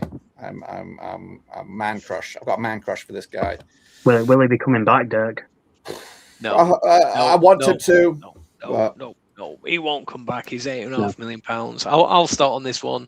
Okay. I'm pretty sure I'm right in saying that my first actual live performance of cashing was away at Ipswich Town, and within 15 seconds he put within 15 minutes he put the ball in the back of the Rovers net. But what I like about him is that just didn't faze him. He just was like a dog with two dicks. Not one other attacker did anything against Cashin for the rest of that game. He was absolutely brilliant. And he just got better and better and better. He looked comfortable. I think he is a very, very good Championship player. I'm not quite sure he'll fit into the Premier League. I think he would do himself a massive favour to stay at Rovers. Aaron, if you're listening, just stay at Rovers. And yeah, a fantastic player, really, really refreshing, solid, dependable, reliable. He's just, really, really good to see. But I think Brighton's valuation is a little bit pissed at this moment in time. He's a very, very good Championship player. Certainly gets a 9 from me. I'd need to check on the cat as well. So that's not a euphemism. I need to check on the cat. I think I'll go with a 9 as well, Dirk. To be fair, I mean, I got it completely wrong with this guy. You know, I remember the podcast after that Ipswich game, and I think we're all just very collectively down in the dumps at that point. And we're thinking, oh God, we've just signed this guy, and he's just put the ball in the back of the net. What a great start! But yeah, as Jonty said, hasn't put a foot wrong since, and has just been outstanding. Really, crunching tackles. Even got himself a goal against Sheffield Wednesday, didn't he? Which proved out to be a vital result in a game that, you know, was 1-0, weren't it? You know, we could have quite easily drawn that game. They had goal line clearance from Jorgensen, etc. But really, really solid championship player. I think, like Jonty said, maybe isn't a Premier League outfit. He seems a bit rugged, bit of a kind of, you know, I'm not sure he's got the kind of maybe skill in terms of passing and ability, but in terms of crunching tackles and whatnot, you know, fits right into the championship. But will he be coming back next season? I'd be very surprised if he did. You know, the likes of Owen Beck and whatnot, brilliant seasons with us, but then have just gone to championship clubs with better projects, you know, going to Derby this season, Owen Beck and whatnot. So I can see him doing something similar, going for a club that will be pushing for playoffs, or if not automatics. Yeah, fantastic. Just a really, really, like, when he was out for those few games, we were like, oh, we do miss cash in. I think just for his impact the last 6 months, I'll give him a 9. Ahead of Toth, I know, but I think Toth overall the longer period of the season, he was, you know, he was okay the first bit of the season. Then he had his injury, and then he's come back and been really, really good again. But I think for me, Cashin's just been solid. Other than, of course, scoring an own goal, which can happen. You know, people do all the time, you know. But yeah, I think he's just been solid. You know, we put him at left back, put him at centre back, and one of the three, he was solid to the. So yeah, we all know he's going to end up at Derby, don't we?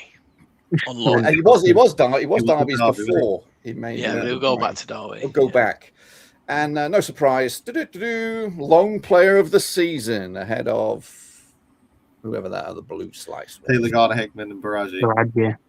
Baraji was alone. Oh, yeah. Okay, moving on. We signed him, didn't we? Signed him officially. Hayden Carter. Injury prone. All the time. I'd love to see him stay at Rovers. When he plays, he's immense. Still got a lot to learn. Some silly schoolboy errors in there, but on the whole, I think he's a solid 8 for me. I think if I were just going off his performances, I'd have to give him maybe like a 9, because he just is quality. You know, he's definitely one of our better players in terms of ability.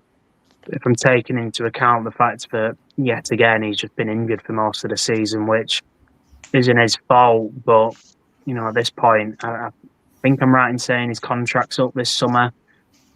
I just think as a club we can't afford to have players like that, sadly. And, you know, we'll get on to Scott Wharton. It's the same. So if I'm taking into account the injuries and whatnot, 7 out of 10. Just, it's such a shame, really, because, you know, we could have sold him a few seasons ago to, I think it was Millwall who wanted him. I think I'm right in saying, and could have got a bit of money. Yeah, but it looks like he's unfortunately just going to have problems with injuries his entire career, and it's a question of, do we want to be paying for someone to sit on the injury table for 75% of the season? I don't think we're in a position to be doing that. I'm gonna, with the same line, I'll go with a 5 out of 10. Not again for his ability, but a 5's in the middle. You know, sitting on the fence. You know, it's not in the middle. It's nothing. That's low. It's nothing to do with. It's nothing to do with his ability. It is because he's phenomenal when he plays, but it's just like we didn't play him. We had youngsters. We had Litherland. We've had the. Can't even think of the names now. Atchison and Conor Ryden. You know, like we've had everyone. I had McLaughlin playing, and realistically, at this point now in his career and in his Rovers career, you'd expect him to be the front man in that, and he just isn't at the minute, and it's just unfortunate because you know how talented he is. If on his day he is our best centre back, and unfortunately we're just not seeing. He should be the captain. He should be the captain of this club by now. Exactly, and unfortunately it isn't. So here's a question for you all, and strip the emotion out of it, but keeping it to fact and injuries and things like that. One of them leaves this season, Wharton, or your man, who will be going, Carter or Wharton for me. I'd rather Wharton leave because Wharton's not a better player. But if we were going to get rid of one, I think Carter would go and we'd keep Wharton just because he's a Rovers fan, a Blackburn lad, etc. He's probably on lower wages too. Well, I've been looking at the feet of the players. Are we overloaded on the left hand side? McLaughlin's left-footed, Wharton's left-footed. I don't know what Atchinson is. Is he a right footer? Right. I'm looking at having 2 for 2, and I think Pratt's left-footed, so I would get probably rid of Wharton and keep Carter. I think Carter's still got something left in there, but again, it's less injuries, and to be fair, probably by a midget's dick. But yes. Well, on that note, we'll move over to this guy, Scotty Wharton. He was listening in on all those comments. Who's going to crack at this fella? I'd say 5 again, me personally. Yeah, I think I'd be inclined to go with 5. Not had the performances there that Carter has, but it's more of the same issues in terms of injuries. I just But to be fair, when he has come in, he's not looked poor. We did look a bit more solid when he come in, but it was short-lived, unfortunately. I just think if I had it my way, I think I'd be moving both of them on this summer, to be honest with you. Yeah, I mean, it's hard to judge him on this season, isn't it? But I'd probably go for a 7 when he's coming. He's been full-blooded, passionate, determined and what have you, but unfortunately Mother Nature and his injuries have other ideas. But is it going to be a case of look what could have been?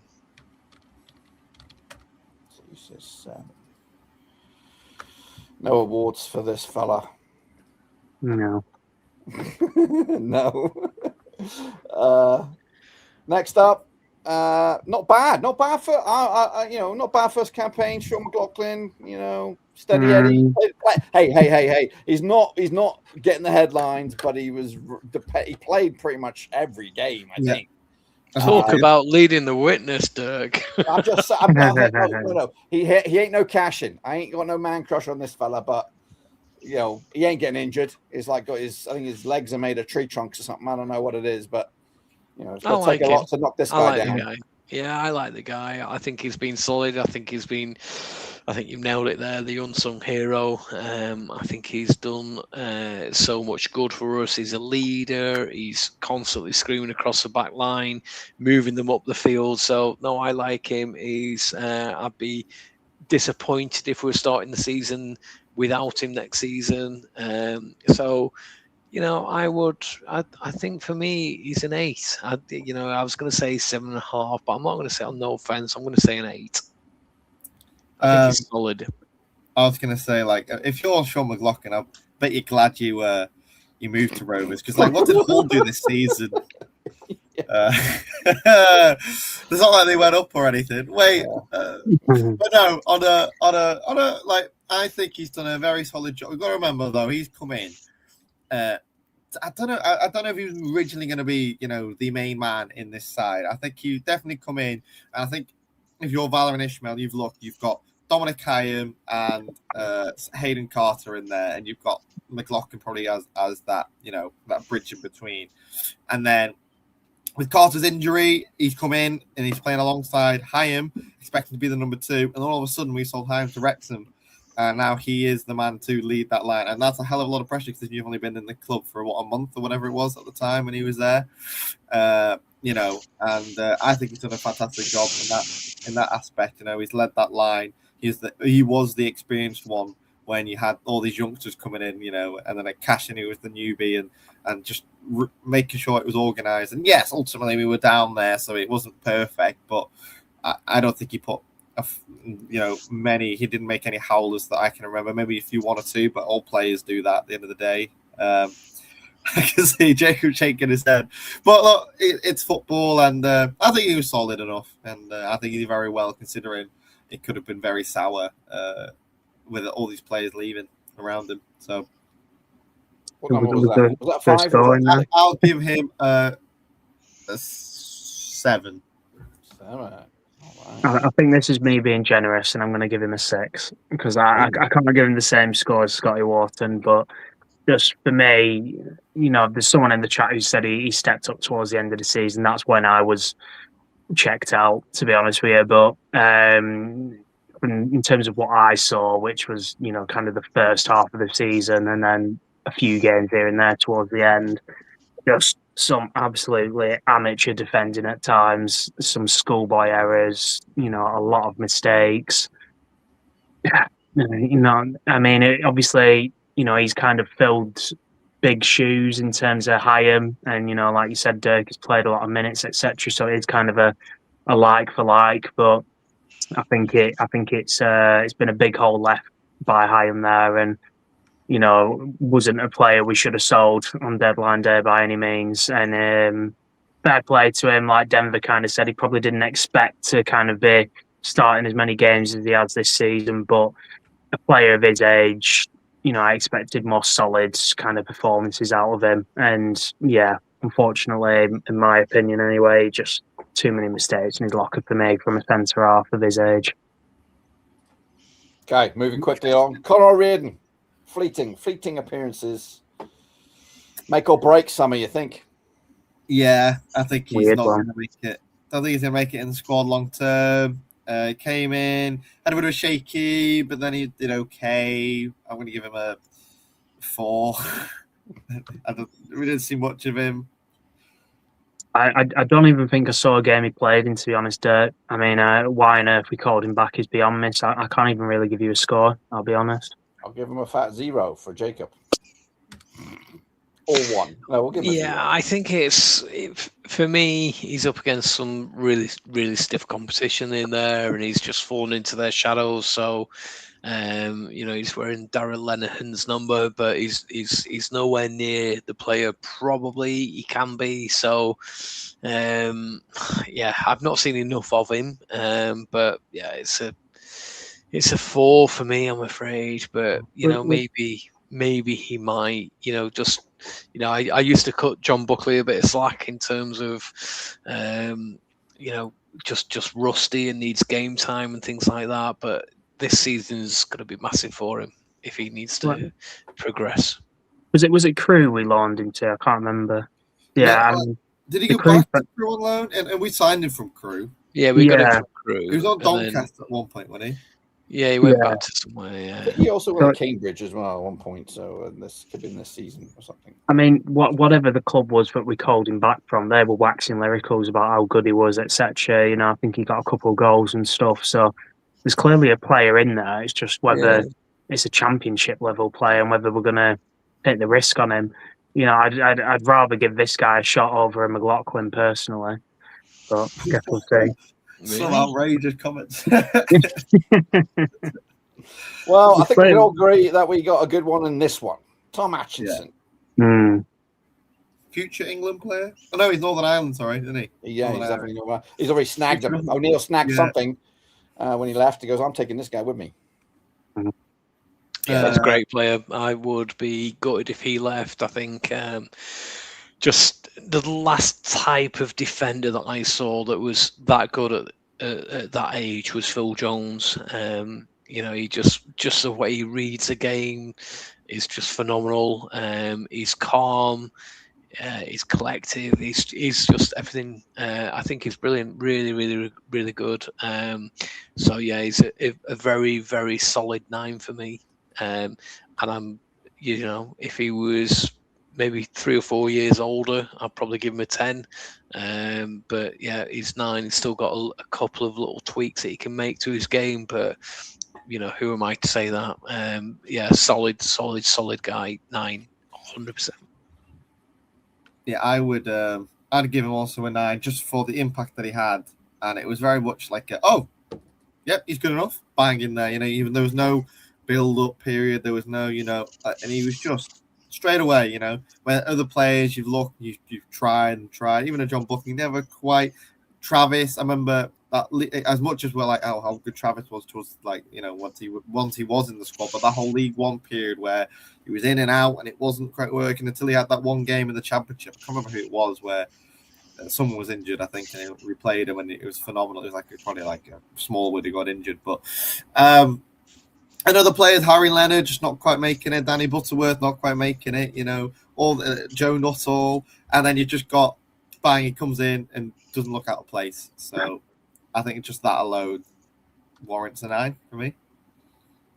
Yeah, I'll probably have to agree. On, like I said, kind of checked out second half of the season, so didn't see as much as them as these two guys. But from all the fans on Twitter, he's certainly made an impression. And the bits I've seen, very solid. So yeah, I mean, it takes a lot to kind of be thrown in at the deep end in the Championship, and he's pretty much nailed himself on to be starting next season from what I've saw. So.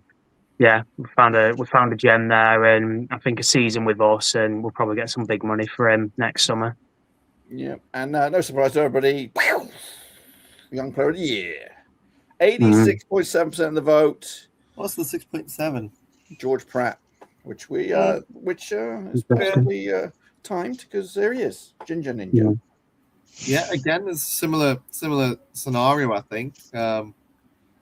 He came in. We recalled him, didn't we? And then we threw him in at Preston. I think it was the first game. I can't remember where was he on loan. It's non-league, wasn't it? Surely. It's a National League North. So and then he'd come in and he's go play in Preston, mate. Good luck. And there was a mistake in him, but I don't blame him for that. You've gone from playing 5 divisions below to then get thrown in, in a game like Preston North End. And I think he didn't look out of place. In the games after that, he looked solid. Maybe not as impressive as an Atkinson, but again, done really, really well. And that's probably why I know he got injured, and that's probably why you didn't probably see him get back in, because Atkinson was doing so well, and Cashin was playing really well as well at this point, because this was pre-Cashin, this game anyway. So yeah, I'd give him a good, I'm thinking maybe 8. I'm going to give him a 7 though, just because he did disappear towards the end of the season. I'm going to give him an 8, Dirk. Very solid in that Preston game. Kind of reminded me of Owen Beck just getting thrown in at the deep end against Burnley, and it's a very much sink or swim moment, and I thought he swam. Yeah, really solid, and he should be at least on the bench next season as one of our kind of players to look to, and maybe come in if there's an injury. I hope he isn't a player we kind of just overlook because Atkinson's kind of the new shiny thing now. Pratt was extremely solid before that injury, and yeah, it's kind of a shame he hasn't come back and got back into the fold yet. But I guess time will tell. I'd be wanting to give Pratt a chance over Scott Wharton, in my opinion. Big statement. Pratty rhymes with Batty. Always going to be a big favourite of mine. I know it's a different position, but solid. I thought you were on about something else, not the player. Straight over my head. I know Jacob's got it. We're okay. It's an 8 from me. Yeah, well done, George Pratt. I think you did yourself proud. Just to educate you, John, a batty is a bunda, a nice bottom, I believe. Yeah. Gotcha. I went down the route of what's a pratty, but anyway. That could be something else. There he is. Pratty. I mean, Mr. Pickering. Best photo I can get. I'm sorry. This is a 7. He's fizzled for me. He's I think he's hungry for it. I saw a little bit more hunger towards the latter end of the season, that he's been left out. He's been, and I think that's, probably testament to you players like Cashin that have come in, and McLaughlin and what have you.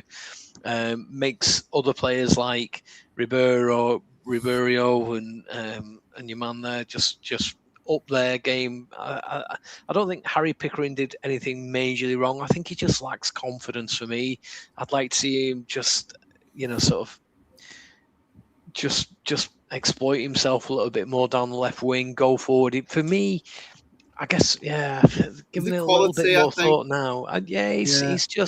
He's lacking confidence. He has no self-belief, but also equally, I think when he's had a little bit of time out, he's just not got his head round how the game plan's going, that we need him further up the field, that when we're off the ball, he needs to be back in defence, and when we've got the ball, he needs to be further up the field. And he was, for me, caught in no man's land a little bit. But equally, when we called on him, he had a few solid gains, but he didn't set the world on fire. So it's a harsh 6, a slightly luxurious 7.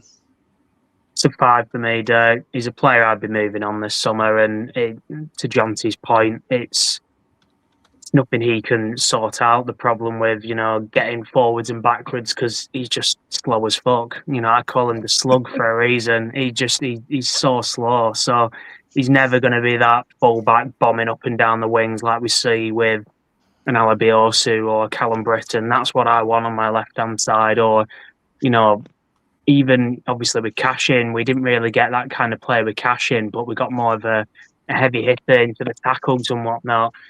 Pickering doesn't exactly shy out of a tackle, but, I don't see those Cashin levels of just jumping into tackles, making sure to win the ball. He's just very much a kind of steady Eddie and, at best average, at worst below average. So 5 out of 10 for me, and I'd be moving him on. Yeah, to be fair, Jacob, I think you've nailed it there. I think, you can forgive a player if they don't push themselves further up the field, as long as they're really, really solid at the back, or vice versa. Do you know what I mean? But he was kind of just neither, was he? He was okay at the back, and he was okay-ish going forward. But he needs to. Yeah, and that's why we probably love Cashin, is because at least whilst he didn't flaunt himself further up the field, there was no man getting past him in the final third. So yeah, I think that's a really good assessment of him. For me, he just doesn't thrive in any aspect of the game. Right, he's an all-rounder, and at that, it's still a push. Like, just about you can just do a job. Where like your Ryan Obiasu is just electric, getting down there and getting a ball into the box. Cashin's very good the opposite way. He'll win the ball, and Pickering just doesn't he doesn't scream out. He just does everything okay, and that's the issue. There's not a thought in your mind where he goes, "Oh, we need a Pickering for this or this scenario or this scenario." He kind of just, you know what I mean? It's just kind of all that food for thought. Because of course, ultimately, he can change that. He can I'm going to become. This is what I want to become. Could you ever see him becoming a centre back later down the line? Maybe maybe if he puts a bit more into it. I can't see him being an out and out winger for the rest. No, I think he just needs to make that left back position his own. I think he needs to get his head round when we've got the ball, when we haven't got the ball. I think he would probably be a very, very good League One player, but at the minute he's bang average, if not below average, Championship player. But I think there's potential in there. How old is he now? What, 25, 26? Is he older than that? Older than that, I'd say. I'd say 27, 8 around there. Dirk? I don't know. No clue. Shall I find out? Give me a point score for the guy.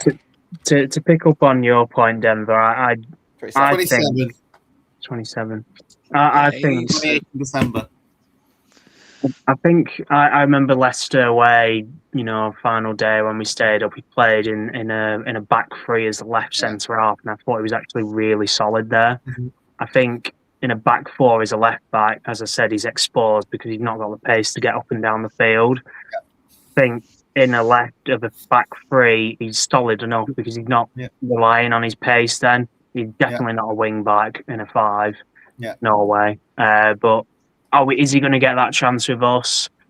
Who knows? I'd say no. I think, like I said, I think it's time to move him on. But I think maybe in a few years, once his legs really do go, maybe he would go to a back three as a left centre half. I think that's the summary, isn't it?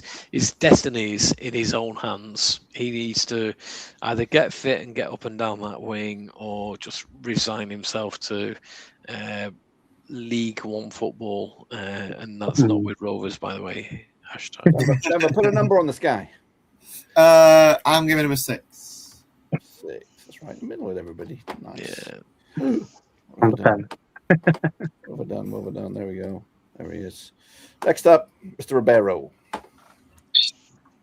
Same story for me. So I'm going to move on from this guy. He's a 6. So I cut Pickering a little bit of slack. I gave him 6.5. So I guess that kind of answers my own question. If one of them had to move on, who would I want? So unfortunately, it's this guy. But maybe I'm shooting myself in the foot. Maybe he's got more to give. I've just not seen it. Very, very similar to Pickering, in my opinion.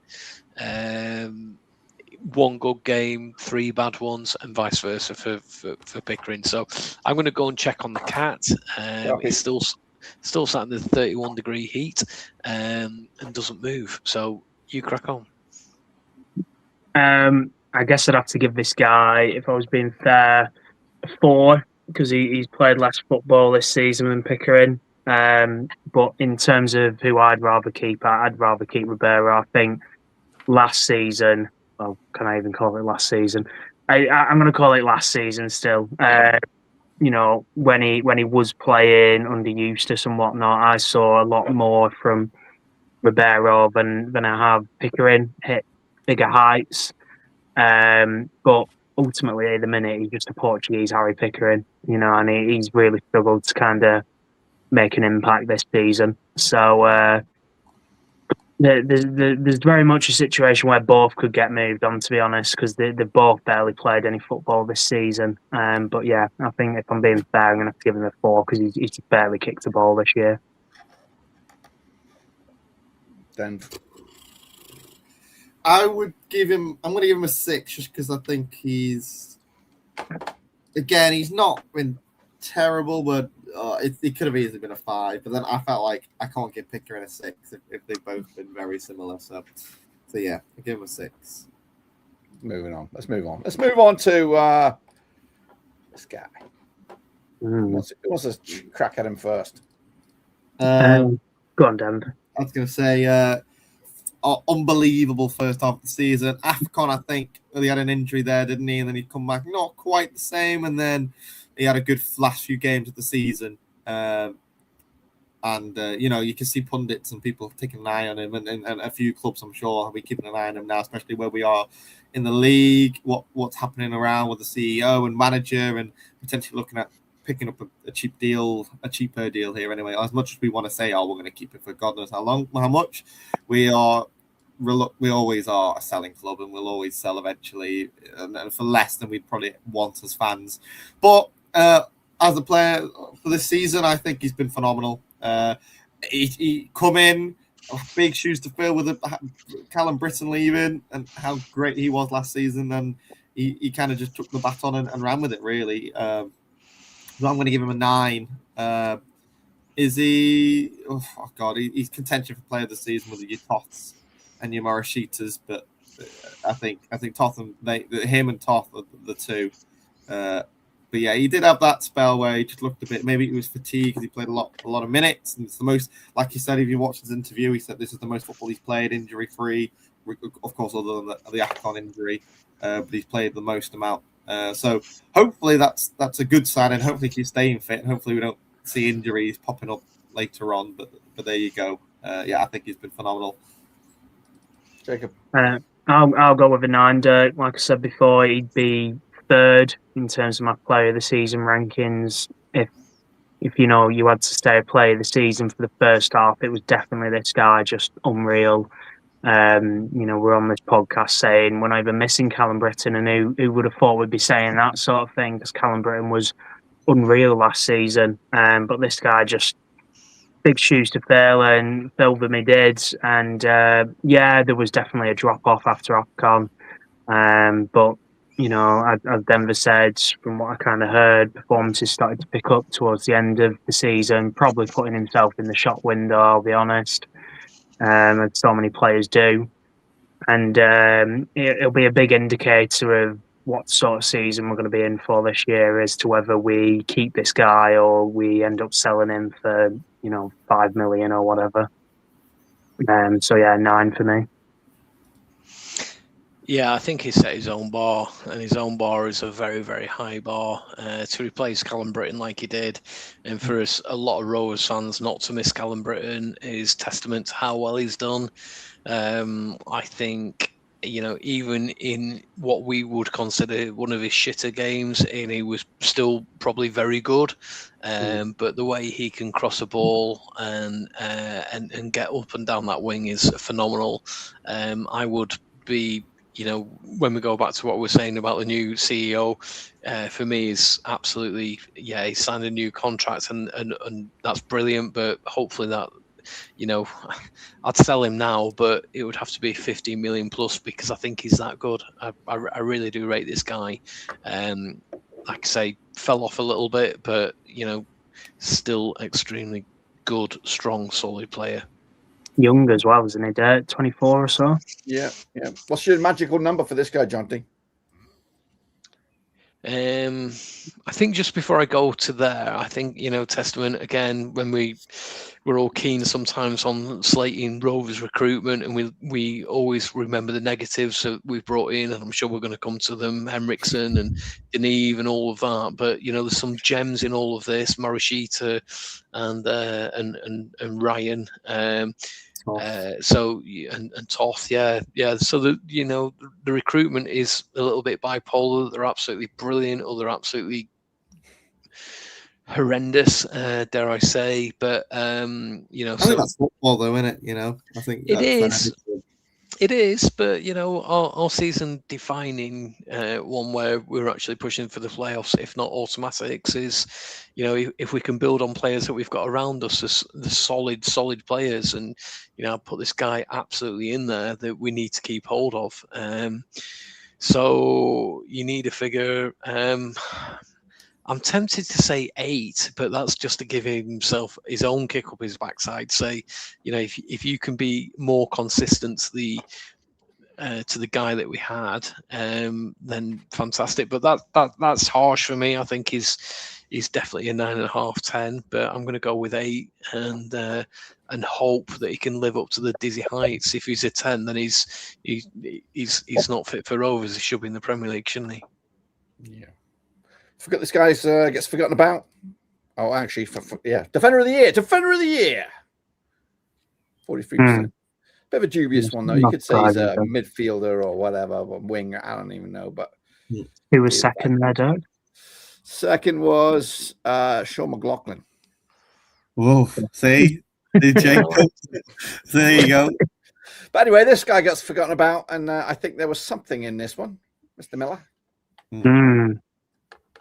Yeah, I did future captain right here. Future captain. And I was going to mention him earlier on, but I thought I knew he was coming.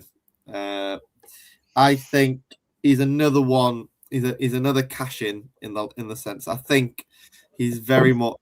He'll put in a hell of a shift, put his body on the line, but I don't think he'd make it in the Premier League or so on. He could prove me wrong, but when I just you see him and he's very much brutal strength. He'll put his body on the line. I mean, that goal impressed him when he put his header in, and I think it was first game, wasn't it? He bandaged up anyway, and I think that's what the kind of player he is, and he's very much a cash in. But I think what the only issues that I think that he lacks is pace. I do think he's a little bit slow at times, especially when you've got Ryan Obiasu and then you bring him on for Miller. It's just night and day. Yes, he has his long throw-ins, which I think's come off once. I think it was Bradford. Was it Bradford where he's thrown it in and Denez put it in the back post? So it's like one of them where yeah, but honestly, the fact that he'll fight tooth and nail in any game and get stuck in, and he has produced some really good performances and made some really good tackles. So it's just unfortunate for him personally that he's not going to the World Cup because of the injury, which is a bit. I think I was really good to think, God, this is like this chance for him to go and do that, and you never know what player we could have got back from that. He's had that experience and he's coming back to a Blackburn Rovers and see what he could have done. But yeah, hopefully he's just fueled and it's going to make him a better player. But I'd give him an 7 and 8. It's toss up. I'm going to give him an 8. Give him an 8.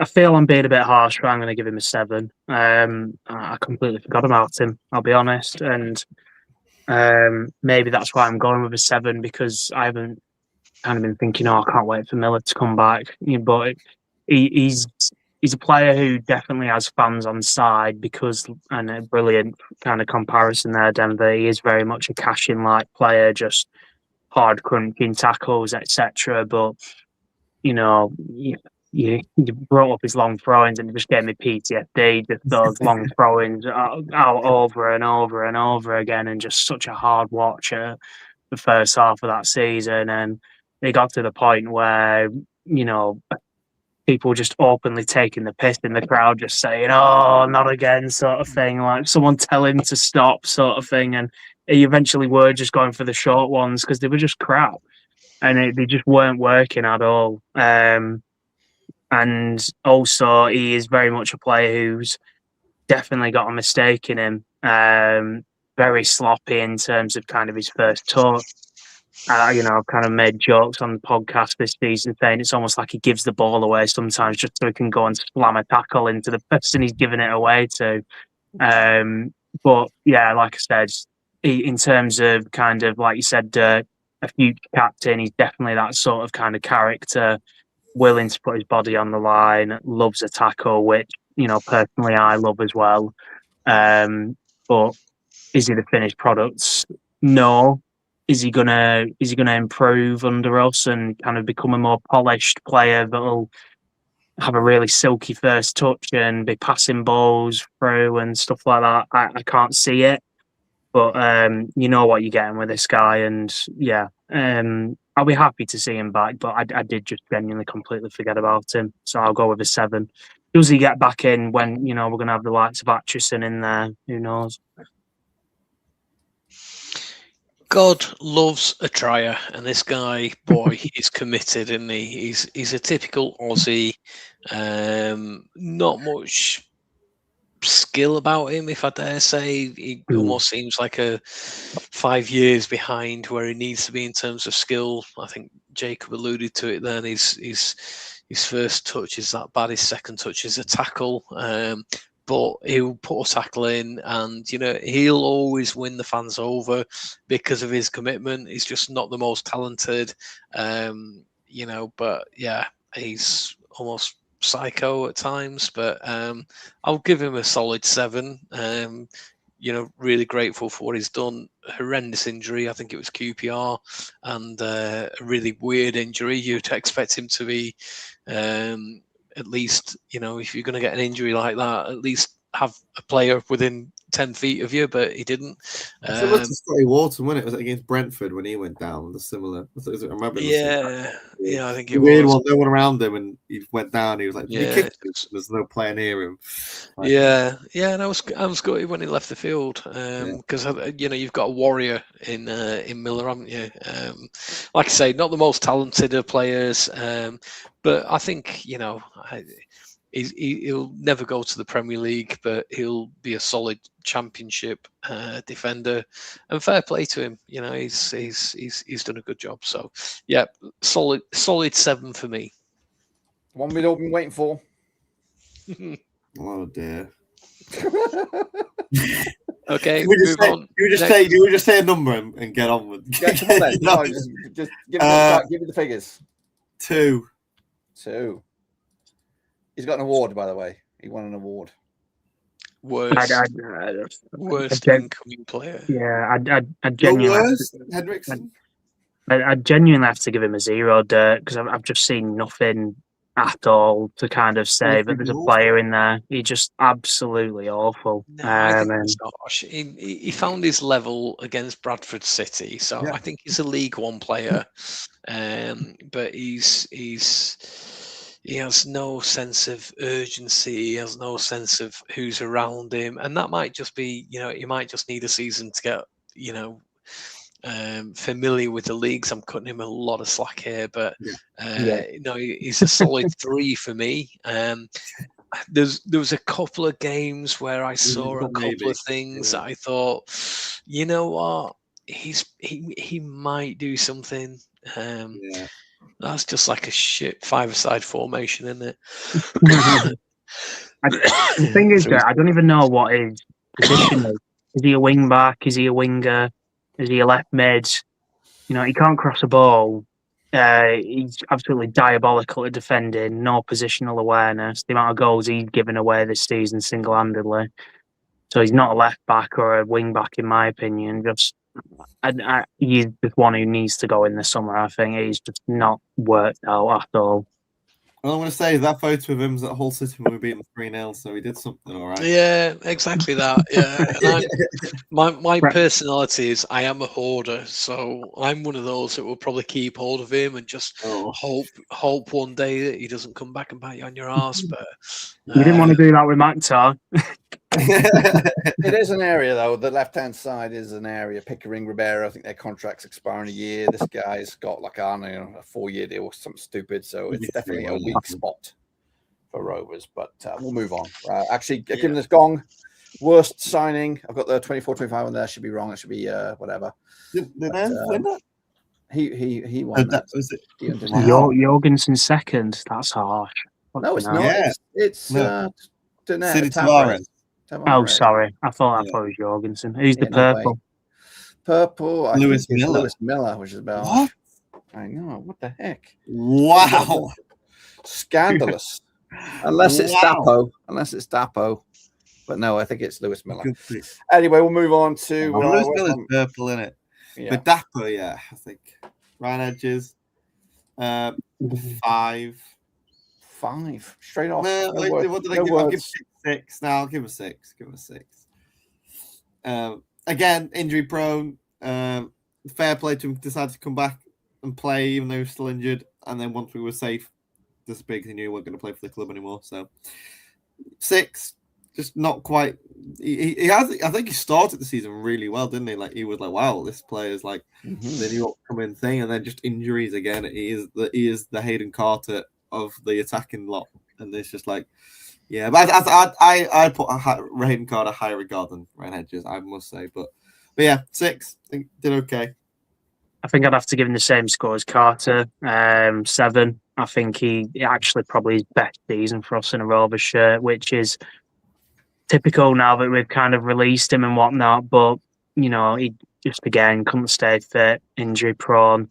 I said when he scored that goal at Hull, that was his 1 goal for the season, and I'm pretty sure that was the case. He's guaranteed for 1 goal a season, and that's about it. But he really surprised me. Played his best football in a Rovers shirt under Val. Probably the only player I could say that for. But yeah, really solid as and when he did play this season.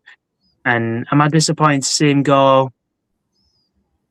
In a sense, kind of, because I saw kind of some glimpses. So do you give him another year? But the injuries and on a whole, you'd probably say it's not been the best signing. He's been very frustrating at times as Ryan Edges over his Rovers career with us. I'll never forget the PNE absolute nightmare, which cost us the playoffs. I can't really forgive him for that one. And yeah, it is what it is, I suppose. But he'll always have that wonder goal against Watford.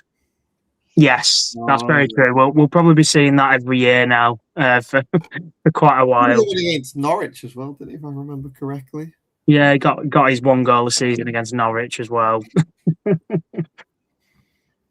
That was last year. Yeah, there's talk of him going to Preston, isn't there? I think someone was chopping around. Yeah, somebody. Yeah, in the comments, but Yeah, he's a frustrating player. I think he has so much more to give and so much more potential. Probably not at the age that he's at now. Yeah, I think he's just very average. He plays a lot of games, or he did do up until injury, but he didn't really do that much. So, thank you, Ryan, but nah, it's just not quite worked out at Rovers. And you know what? He might go on and do really, really well for a different team, and he'll come back and bite Rovers on our arse. But nah, it's just nah. Yeah, wherever he goes, good luck. But yeah, I just don't. I can't see him setting the world on fire. He needs to be. He's just a very average player, isn't he? So what are you giving him? What's his magic number? Yeah, I'm going to strip the emotion out, and despite I agree with Jacob, I think he's had the better season that he's had so far, and he scored the wonder goal at Watford, and he's done some nice things, but I'm going to be a little bit harsh and give him a 5.5. All right, see you later, Mr. Hedges. No awards. Taylor Gardner-Hickman. Yeah, I'm going to go on this guy. Didn't like him at first, called him every name under the sun, including 3 surnames. But you know what? He grew on me. Am I sorry to see him go? No, but I think he was getting better by every single game that he played. So then I cut him the slack, saying, does he just need game time? Despite him having the same haircut as Jacob, Jacob, are you wearing a goalkeeper's top, by the way, mate? No. It's a Darien House top. Okay. The charity match I do every year. Oh, okay, fair enough. I stand corrected. No,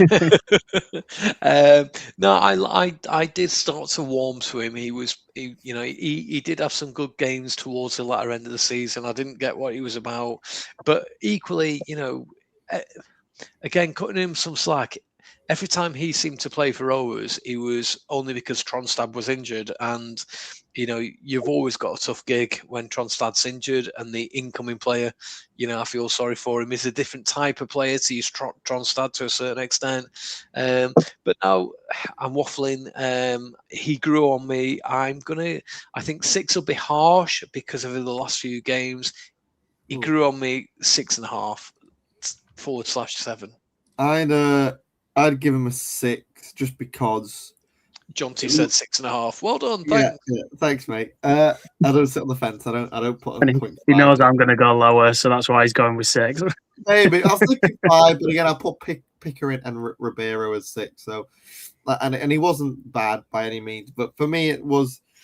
Yeah, he never put a foothold or a claim and a position in there especially when you did have your Tronstad that were out, and the fact that we've relied on a 33-year-old Adam Forshaw, who's been phenomenal by the way in the season. I know we're going to probably talk about him later on, but he wasn't getting ahead of him.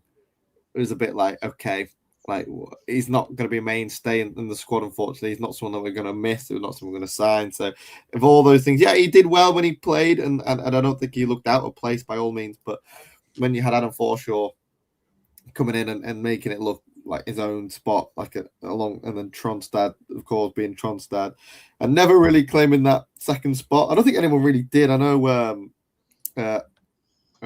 Barrage ended up playing in that kind of role in the end, but no one really claimed that spot when Tronstad was out until Adam Forshaw did, and it was the likes of your Taylor Gardner-Hickman, and he never quite did it. So I'm going to go with a 6. 5 for me, Dirk. Very much a squad player. That first half of the season, I think Valérien obviously had that connection with him and give him a lot more minutes than he probably warranted. Has an eye for a pass. I'll give him that. But other than that, just kind of a bit sloppy at times. Not really the best at anything really, and like Denver kind of said, never really stuck a claim into the squad, and obviously kind of faded out of things. I wouldn't have him back personally. Okay, moving on. Another one. Good. This one hurts me because there's a player there And there's a reason why Leicester let him go. And you just hope that's the reason why we signed him. Ultimately, he's slick on the ball. When he's got time on the ball, he's really, really good. But that was the problem. You're playing the Championship ultimately, and you need to have more in your locker than they did. And we just never saw it. He got injured, and then when you looked like we come back, then he got injured again, and we never saw him. I still think there's a player there, but if we can get it out of him, it's another thing. So I'm going to go with I think it was Hull. He was for not pinging passes left, right, and getting it just like that's what we needed. It reminded me like a Pogba, and probably the same amount of antics as well and injuries as Pogba did as well. So I'm going to go with a 6 again, just because he has caught my eye. He has caught my eye, but he just never really performed, and he got injured again. So. But I still think there's a player there. I'd keep him and see. Hopefully, what are you smoking, Denver? Giving this guy a 6? Fuck me. I'll give him a 1 there, just simply because, like Denver said, I saw glimpses at the start of the season away at Hull and stuff where, yes, there's maybe a player in there, but fucking hell, that's not been seen for some time in a Rovers shirt. He has been injured for a long period of time, though, Jake. I don't know.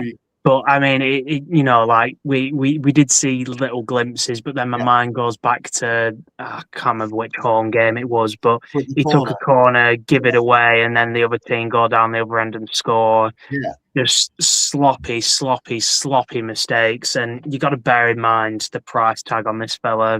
It was our biggest signing of the summer. Well, a good few million, weren't it, Dirk? Yeah, I mean. I give Deneb a 0 because I literally haven't saw anything from that lad, but I have seen something from this guy, I guess. But I'd be moving him on personally because I just think fans' opinions already made up on him, and I can't see it working out personally. I'm just not sure if he's fit for this league. I'm not sure he's got physicality. He likes time on the ball, which you don't get in this league. Obviously likes his tiki-taka passes and stuff. I just don't think you're going to be getting that way a Blackburn Rovers side that I think is going to be in a relegation fight next season. You don't think he's coachable? I think he could be coached. You know what I mean? You can get right. These are his areas, his weaknesses.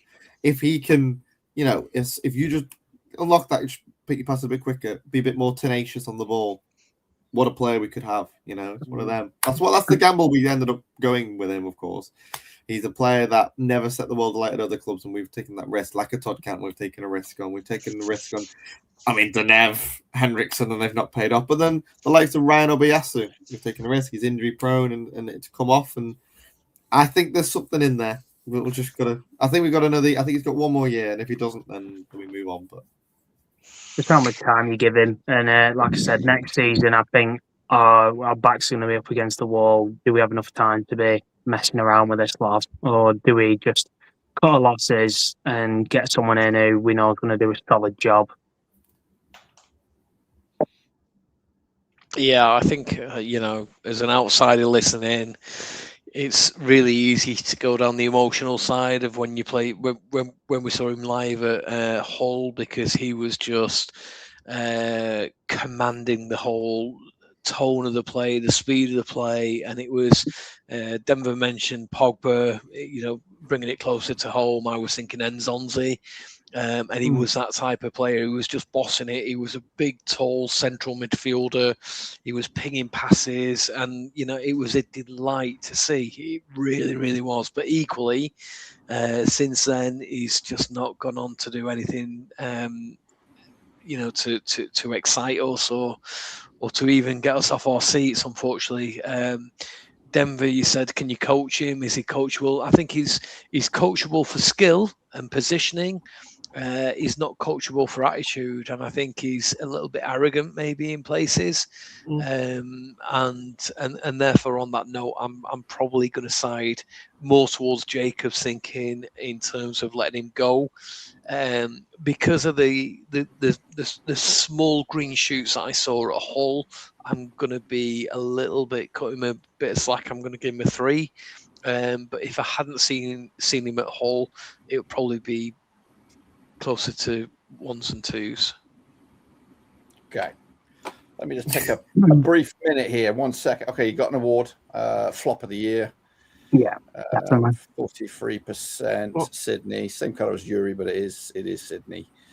Just want to take a pause. Hopefully we're okay for time. And I know I can see Jacob looks like ass right now, but I appreciate it all, guys. Are we okay for time? Because if so, we could kind of trim it down to like 2 minutes in total per person, because we've got about 15 of these guys left. No, yeah. you know what, Dirk? It's been a while since we've all spoken. We've got a lot to cover, so I'm fine with us making this a big one. Okay, I'm good. It's only 5 o'clock for me, but are we all good?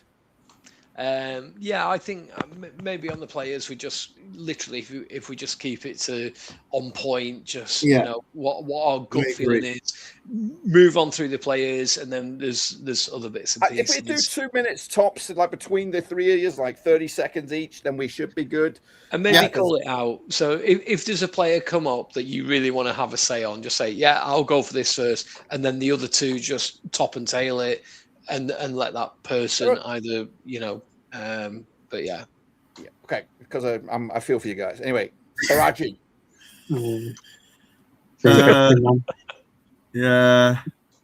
For me, 7. Like, again, he had his glimpses, had his moments, but then at the same time, he's been really frustrating at times because you know what he's capable of. More so than a Sydney. He had his, of course, injury originally, and then he's come back.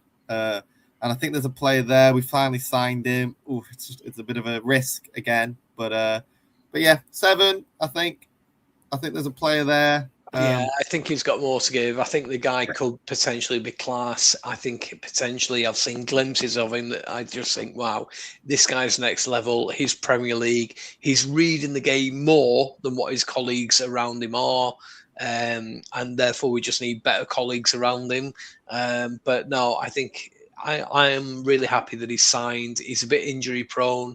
God willing, that just completely stays away from him, and he can bat on and do some really great things. Because I think I'm going to stick with what I said, even though it's kind of tested me in the last few weeks. I think we've got a hell of a player there, as long as he can just get up to speed in the Championship and just keep moving in the right direction. What's your number? Number, I'm going to be 7.5. I like the guy. I'll go with 6, Dirk. I think a lot of the things Denver said about Sydney I'd apply to this guy. Yeah. Probably needs a bit of coaching and whatnot. Is there an attitude problem there in terms of his work ethic, getting his ass back, etc.? There were more than a few times I found myself pulling my hair out, maybe, which is why it's a bit shorter now, but just giving the ball away, doing too much, trying to take on men instead of passing, not getting his arse back when he's lost the ball, etc. But it's undeniable that he does have an X factor, and he can, win us games and score goals, as we've seen. So I'd be willing to take the risk on a Baraji than a Tavares. No. Farewell, King. Yeah, farewell, King.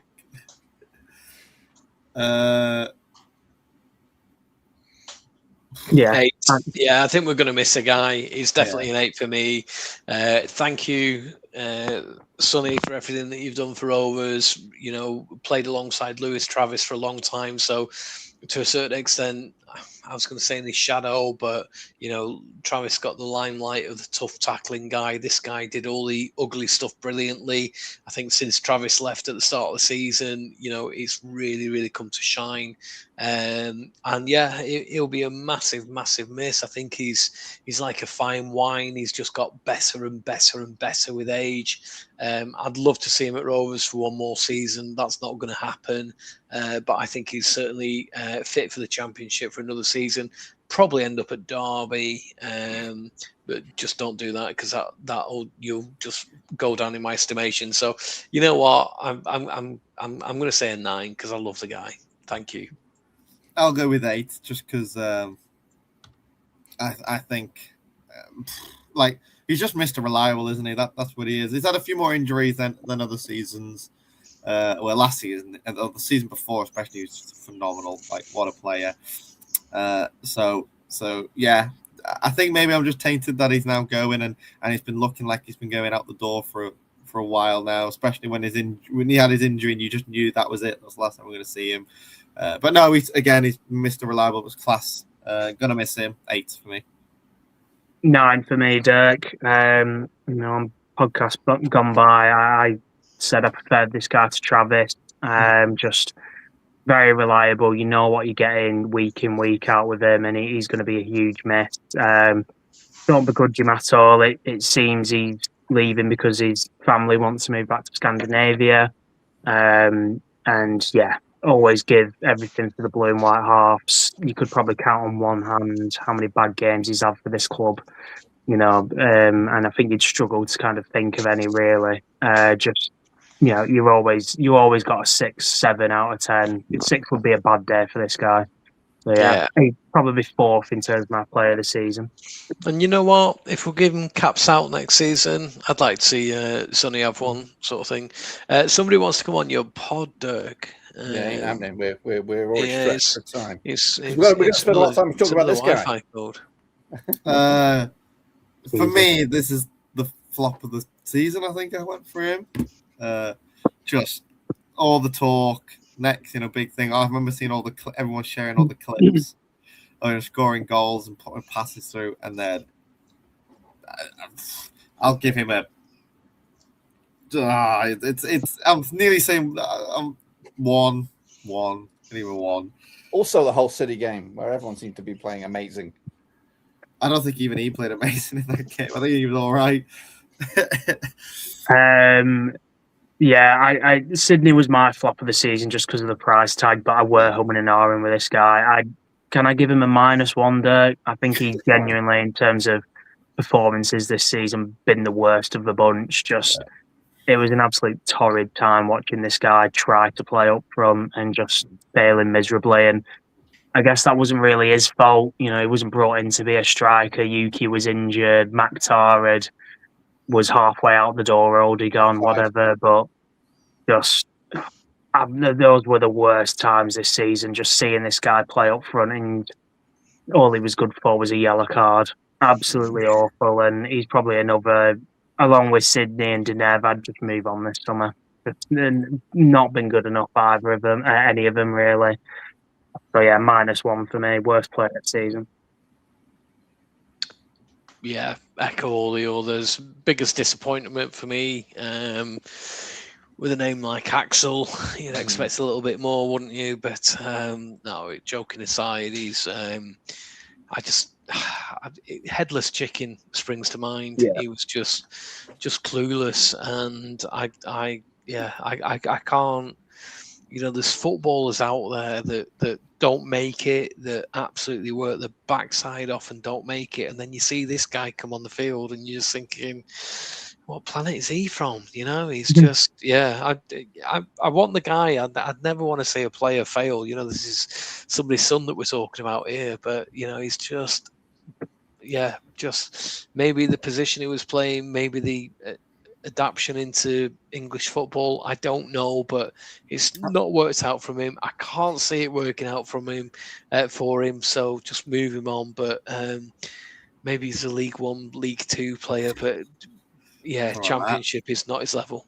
I think there was an interview with him, wasn't there? And he's just like, I've been really struggling to adapt. I'm like, your confidence is on the floor. It's just like, it wasn't going for him, was it? Well, I've not seen the interview, so cut long story short, he's 1 for me. Really, really big disappointment. Okay, one of our own. Christie, again, limited game time. He's been thrusted into positions that probably he's not comfortable with, maybe a little bit more consistency. Predominantly he's been midfielder, works his nuts off. I think he's got more to give. I think he'll be a decent player, but at this moment in time, I'm going to give him a 7.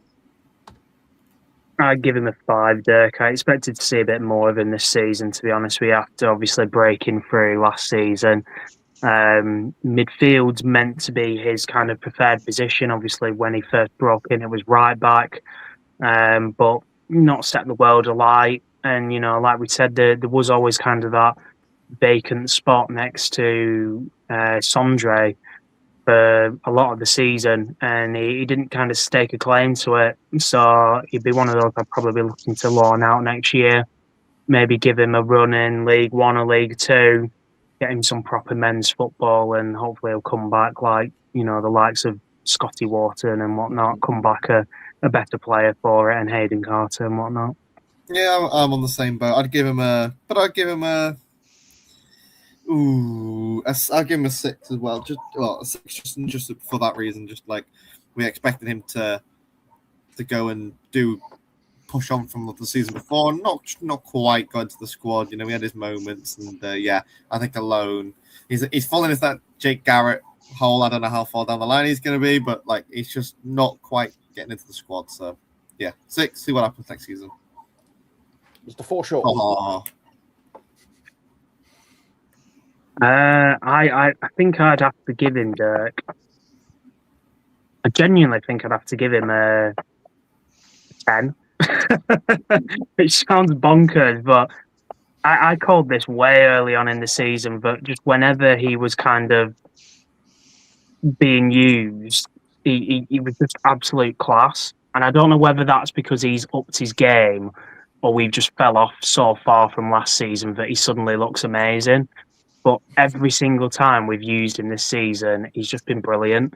And it's not really his fault he hasn't got the game time. Obviously, he kind of had a little injury here and there. Obviously, he's older, so you're not gonna expect him to be playing every minute. But there's been times this season where he's been thrown in at the deep end, give us 60, 70 minutes, and he's just been absolute class. And I mean, that goal away at Stoke, weren't it? Just absolutely brilliant goal. Not up there for player of the season contender by any means, because he hasn't played enough football, but he's just been genuinely hasn't put a foot wrong this season. I can't criticise him, and what a turnaround from last year where he was a bit of a meme, a bit of a joke. We released him, didn't we? And I mean, we were taking the piss out of the fact that we'd brought him back.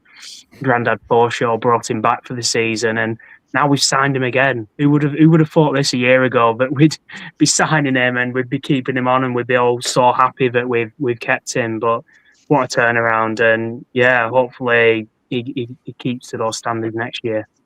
Yeah, I'd give him a 10 as well. Basis of I think for me it's more what were we expecting from him is a squad player who was going to come on and do his bit every now and then and just fill a hole. And ultimately, he became he was our best midfielder when Transtad was out, which is unreal to think that's what he ended up being. So I think it's perspective as well. Like, as much as I'm giving him a 10, it's because he outgrew his expectations. He became wanted him all the time, and we're looking going, how much of a legs have he got? And he's playing, and that was it. Where you're looking for him to get to the next step. You're Ryan Obiasu, you're looking for him to get to the next step. Adam Forshaw was not expected to do that. Maybe your Montgomerys were, but he wasn't, and he came and stepped in and was phenomenal. So that's why he'd be getting a 10 from me. Yeah, I'll keep it brief. I echo what the lads say. I think he's quite an unsexy player in terms of, he's never going to be your man of the match, but he'll never let you down. But I think as a player, as a holistic view over the last 10, 15 games, he's been phenomenal for us. I think he's a typical Scouser. He's determined. He wants a ball. He's asking for the ball every 2 minutes. Tackle Schmodics. Tackle. You don't care who he tackles. He just wants a ball. Yeah. He's obviously very experienced, and I think with that, he's kind of towards the latter end of his playing career. So he's got no inhibitions whatsoever. He just wants to go out on a high, and he's been a really, really phenomenal player for us, especially the last few games. And I'm with Jacob. I never thought I'd be sat here saying Adam Forshaw has been a phenomenal player for Blackburn Rovers, but that cap awaits you, Mr. Forshaw. For sure, he's for sure one of the greatest players. Is that a 10 as well? You giving a 10 or what? No. I'm not going to get giddy. I'm going to give him a solid 8.5. Oh, Well, when you just hang on, guys, you know, Go on. when you start I think putting it's players crazy. in the 10 category, the 10 for me is they're at the wrong club. They shouldn't even be playing for Rovers. They should be playing for your Man Cities, your Arsenals, your Chelseas, your Liverpools. He ain't in that category. He's done really, really well. He's 8.5 for me. Anyway, move on, Dirk. So Move just on. the category. You missed the boat. You missed the boat. I just want to say, no, I never misspoke. I Just- still stand by my 10. Again, remember the expectations. He was a squad player. He was meant to play 3 or 4 times in the season and ended up being one of our best midfielders. So I still think that 10 warrants that. I'm not saying he's the best player to ever play for Rovers, but I'm saying for the expectation for the season and where he ended up being. I think you've hit the nail on the head for your expectation, Jacob. Realign it to what you're gonna realign it to. No. I think in terms of what we were expecting from him, and just the fact every time he's been called upon this season, he's just been flawless, and he's way overachieved any expectations any of us had as fans. I'd have to still remain with a 10. Genuinely. Oh my God, I'm working with nutters. He hasn't put a foot wrong all season. I just What do you think? He has to have a 10. I wouldn't say a 10. 10's crazy, but I'd probably be more like an 8. But he has been. Jacob, it's just our young guns here, mate. It is your young guns. But I'll tell you what, this guy is something special, and I think the fans love him. And he's not got 1, but he's got 4 awards. Wow, he's all right. He's all right. Yeah, he's all right. He's definitely a 3 for me. He's I'm joking. No, the guy's been phenomenal. No, just that one pass along. Was it QPR? Where was it? Where he QPR to Jorgensen. I mean, watching that live was just I knew I saw it live. I just couldn't recall which game it was. But no, I think testament to it is when he got injured around, was it October, November, December time?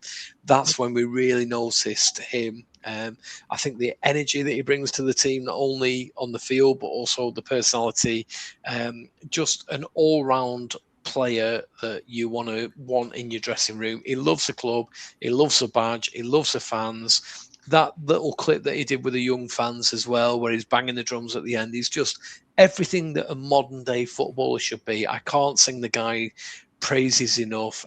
Phenomenal. This, when you talk about a 10, guys, this for me is a 10. He's has some phenomenal performances. Has he been amazing every single game? No.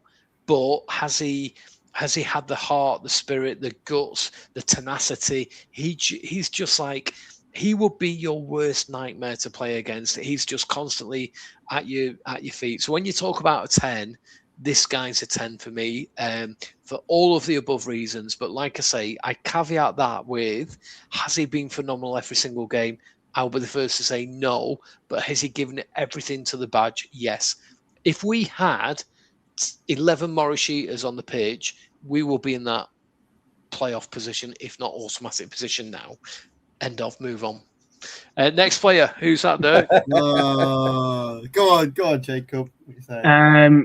I give Alabiosu a 9, so I'd probably have to give this guy a 9.5. He would have come second in my player of the season rankings. Probably not giving the 10 that I give to Toff, just simply because I do think he scored in the Watford game, his debut, but then it did take him a while to get going, which is to be expected, which is why, I'm not being too harsh, giving him a 9.5 by any means. But it wasn't until the Preston away game where I think he come on and I thought, oh, there's a player there, sort of thing. That was the first kind of glimpses after that Watford game, because it did seem like he was a bit of a dud after that. I think he was kind of playing on the wing and it just weren't really working there in terms of, not having the pace and whatnot. And I think the more we started to see him in that central number 10 position, I think he started to look a lot more home there. And obviously his performances have just gone from there. And as Jancis mentioned, some unbelievable passes he's pulled off. That one for Jorgensen just being an absolute if that was Kevin De Bruyne or whatever, that'd be all over Sky Sports News on the replays when it was mental, that pass. That's a really valid point. Really, really valid point. Yeah, 9.5 for me. 9 for me, just because he had that, like I said, he had that spell. He had that spell where it just went a little bit quiet, and I was worried. I was like, "Oh, is he just I remember Val fully praising how good he was, and I'm like, we yet to see it. Like we had, like even a Watford game, I know he scored the goal, but there had a few he hit the bar, and I was like, oh, okay.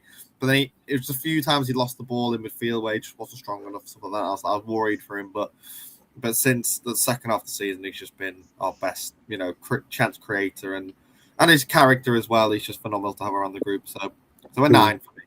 9, and he won the Overseas Player of the Year, 63% of the vote. He won Midfielder of the Year, 46.7% of the vote. He won Signing of the Year, 73% of the vote. And he won the Player of the Year, 53.3% of the vote. Moving on to Captain Cantwell. Oh,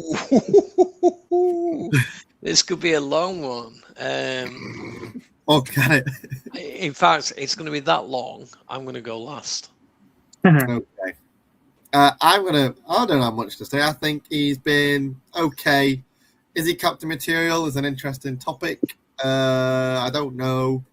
He's had a haircut since, so a little buzz cut now. I think he's had an okay season. Again, we're expecting him to be the man. That's why we signed him. I mean, he hasn't been that really. Like, I know everyone tries to make him to be. I think that's why we give him the captaincy to really push that agenda. But he just hasn't been, and people over. I don't know. I think he's been okay. Again, you'd want to see him amongst the goals a bit more, maybe influence the games a bit more, and he does. He draws 2 or 3 extra players to sit on him because he will create chances. But yeah, I'd give him a 7. I think I'd give him a 6, Dirk, and I might be being a little harsh, but probably won't look harsh once John T's done with him. But started the season absolutely amazing. Definitely the best player for that first kind of month or so or whatever. Scoring goals for fun, and we were all thinking, bloody hell, where was this Todd Cantwell last season? If we'd have had this Todd last season, we'd have made the playoffs. And it was what we were all kind of waiting for. But then I think he had that injury, didn't he? And he just didn't come back the same player. Scored a couple vital goals towards the end of the season. Birmingham comes to mind. Yes, Birmingham. That was a brilliant goal. Really important goal as well. Is he captain material? Is he leader material? No. And I don't think that's kind of set the tone and sent the message that I would want in terms of a Blackburn Rovers team. Do I let him go in the summer? He's on very big money, and for 90% of his Rovers career, he's underperformed. So I would probably say yes for someone who's on 25, 30 grand a year, biggest earner by quite some distance. Yeah, I think this guy can split the fan base single-handedly. I think, the Todd Cantwell that turns up, all guns firing, all guns blazing. I think he can dictate the mood of the camp as well. So I've said for a long time now, within the first 10 minutes of a game, if Todd Cantwell isn't doing very well, you might as well take him off the pitch and replace him. Make a 10-minute substitution. Now that'll take a real ballsy manager, but unfortunately, that's the kind of character that you're dealing with Todd Cantwell. I think his head goes far too quickly. I think if he doesn't have a good opening few minutes, just get him off the pitch. Now I don't even know what detriment that will have to the rest of his teammates. But on the flip side of that, if he's having a fantastic opening 10 minutes, it kind of lifts a team. I don't think he's captain material, but I understand why you'd make him a captain because he's such a big figure, such a big presence. I think he's a guy that would spit his dummy out. That would have repercussions right across the team. So I think what I'm trying to say is that to have that bigger personality, to have that bigger influence on the team, you have to be on the money week in, week out. And for me, he's not week in, week out kind of player. For every one game he'll have a decent, amazing game, or certainly 70, 75 minutes of a decent of one game, he might have 3 bang average, if not below average games. So, no, I think he's improved since he's been at Rovers. He's not reached the dizzy heights of what he was at Norwich. I think he was better at Rovers than what he has been at Glasgow Rangers. But no, I think, maybe somebody else needs to sort of get him in that weird kind of. He must be a difficult guy to manage, a really difficult guy to manage. So, but hopefully that's going to be somebody else's problem. I think he's a great player. I think he's got some fantastic skill. There's no two doubts about that. He scored some great goals for us, but I just don't think I don't think he's what we need right now. I think we need a more blended, rounded player that doesn't want the limelight, etc., etc. He's just not for Blackburn Rovers. So on that note, I'm going to give him a 6. 6 piece. Okay.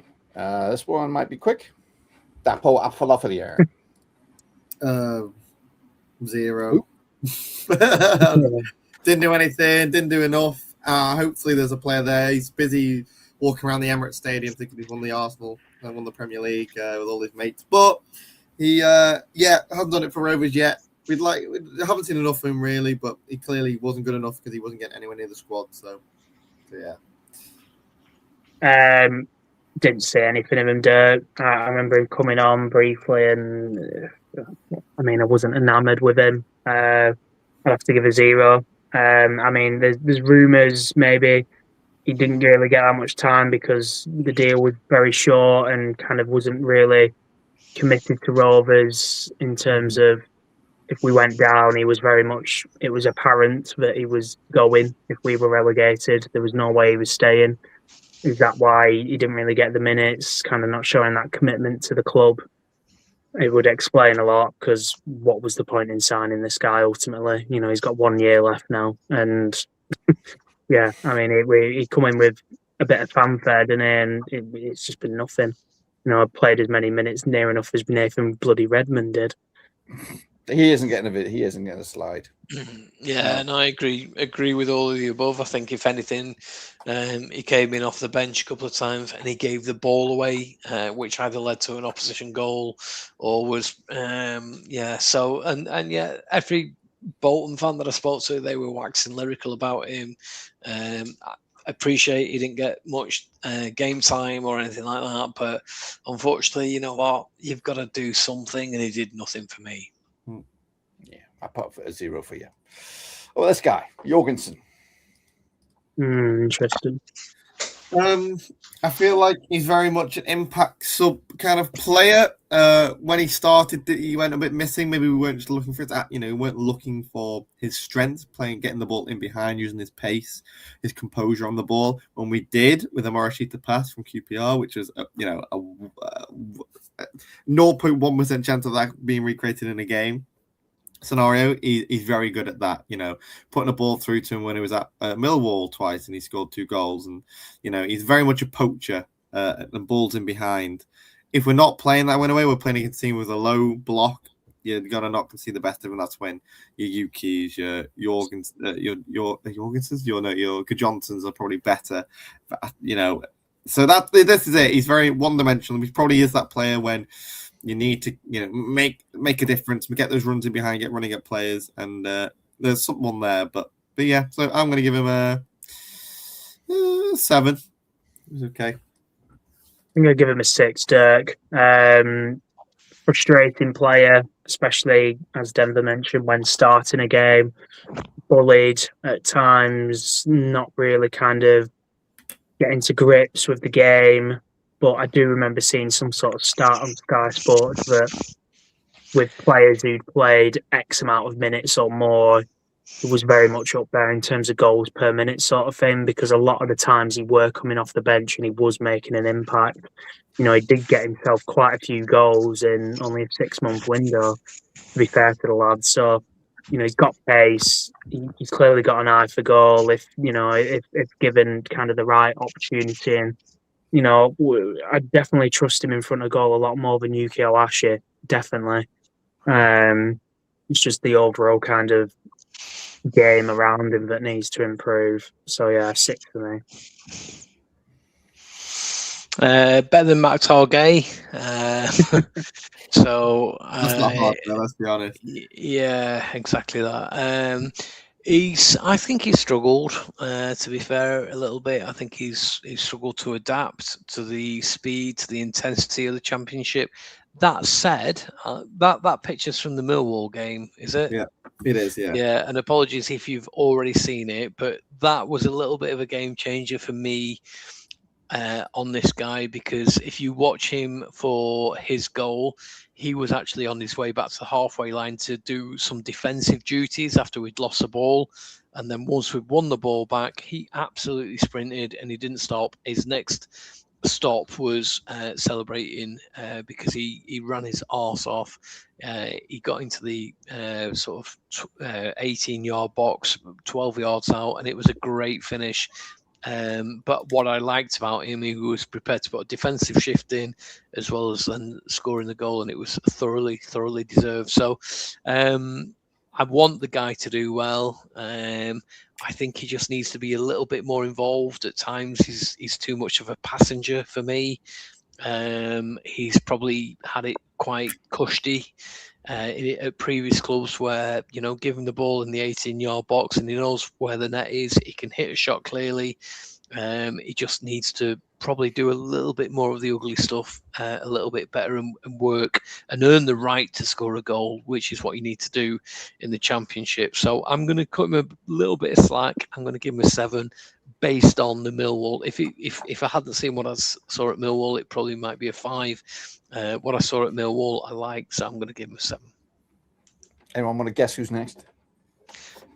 Good Johnson. Good Johnson.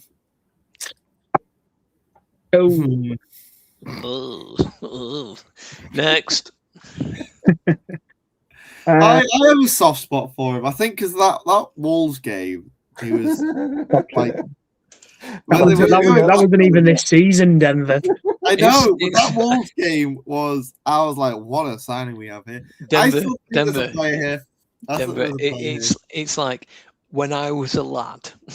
It's like kind of same opening, but carry on. But I generally think there is still we have something here. We do have something here. Oh, yes, he's been injured for God knows how long. It was away in international duty when he got injured, then he came back and it was an ongoing issue, and he's never really recovered from that. I just got to remember. I do think, look, that he every now and then he would just he'd make the wrong decision. He would. You know, he would be through, like, he'd be one-on-one with the defender, and all he'd have to do is square a pass, but instead he would go one-on-one and lose the ball. There'll be a time where he just needs to knock it past the defender, and then he won't. You try and do a skill or whatever, and then you get tackled. There's a time where you'd have to knock it past the defender, and you just do the wrong thing all the time. But if you could sort that what a player we potentially could have here. But I don't know what's going on with this injury. It seems to be an ongoing problem. I don't know how long's left on his contract, but I still think there's a player here. But for the season overall, and the number that I'm going to have to give him, unfortunately, I think it's going to be like a 2, just because he played a few games at the beginning of the season, didn't do very well. Was it he was the one who didn't track back for that goal, wasn't it? Yeah. For that game, and then the following game he scored and didn't celebrate, and I remember being really like, that was shit. Like that, even for a Rovers player, you shouldn't have to feel like that with fans and stuff like that. But I generally do think we've got a player here long term, potentially. We'll see if it happens or not. But yeah, there's my view. I think we've got a long term injury list here. Yeah, to keep him, but true. Yeah, He did a couple of things that again makes us hold on to this false sense of security. But no, the fact that he's not come back, it's not a good sign. He's got pace, but a horrendous first touch or second touch, and unfortunately, we need so much more in the Championship. And these when you talk about your fringe players, your deadwood, I think Jake alluded to before. I think unfortunately he falls into that category for me. He's just deadwood. So yeah, he's a very honest one for me, unfortunately. I gave Sydney a 1, so I'll give this guy a 2. He's been injured a lot this season. As Denver mentioned, had that horrendous game where he cost us and the fans did get on his back, but then he kind of pulled his socks up and scored the next game. But we've not really seen him since. Yes, he's fast, but as Dante just said, you need so much more than that at this level. And it's that decision making, it's the final product. He's only got 1 goal for us in 18 months. This squad needs a big clear out, and as O'Neill said, this squad isn't up to standard, and it's these types of players that I just think you've been here 18 months, you've not made an impact, time to move on.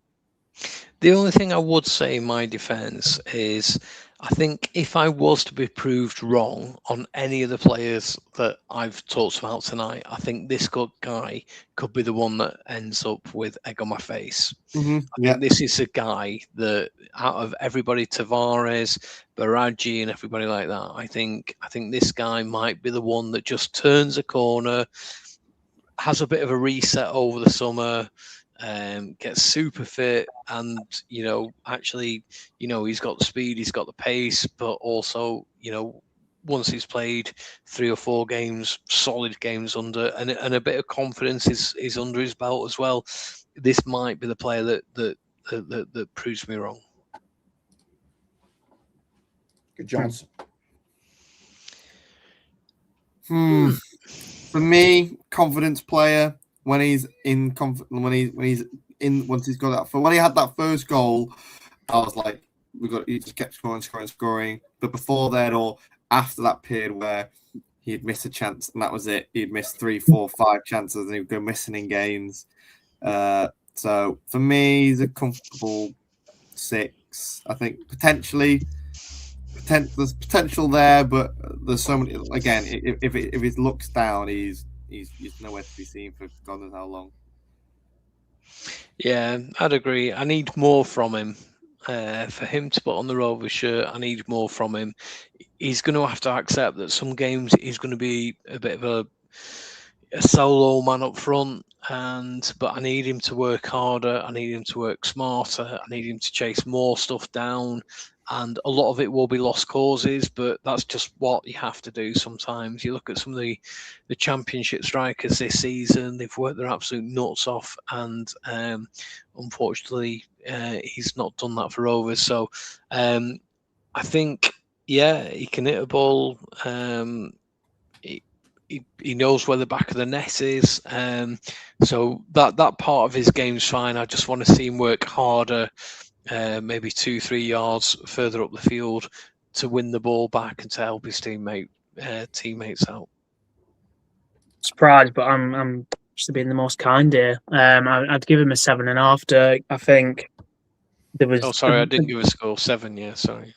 I think for me there was a sinking feeling when he got injured, and I thought, oh fuck, this guy's injured, we're going down, sort of thing, because where the goal's coming from.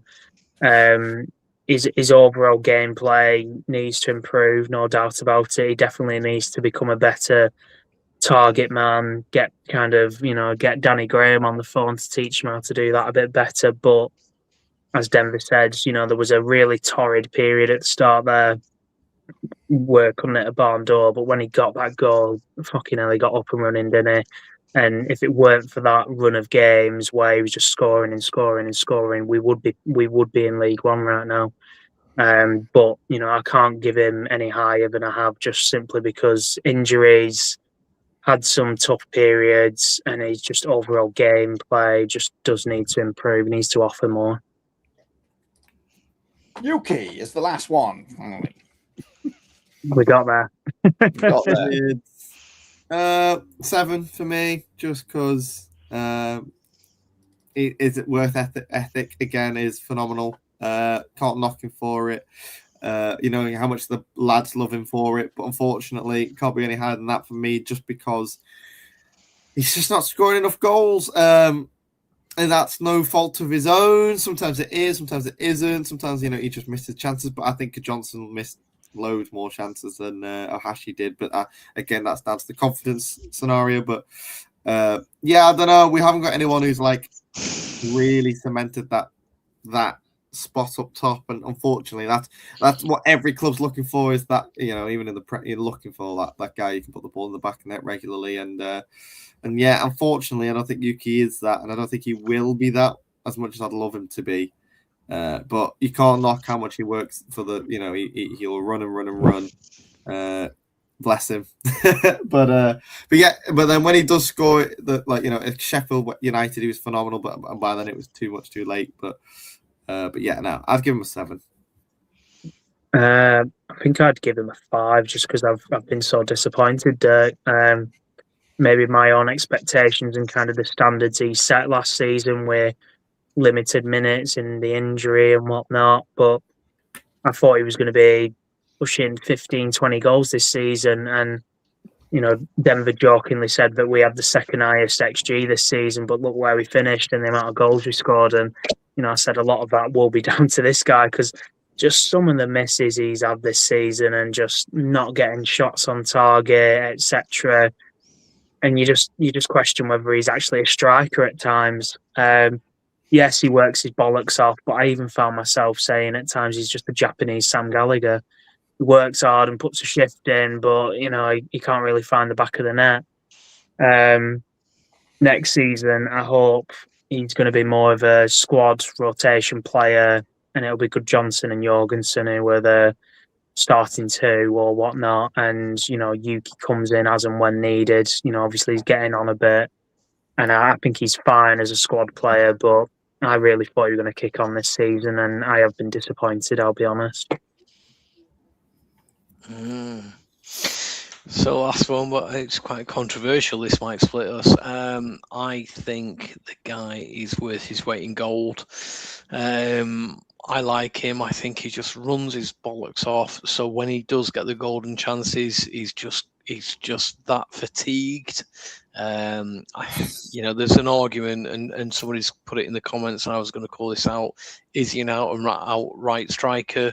I don't think he is, and therefore we might need to just realign our thoughts as to what position he actually plays.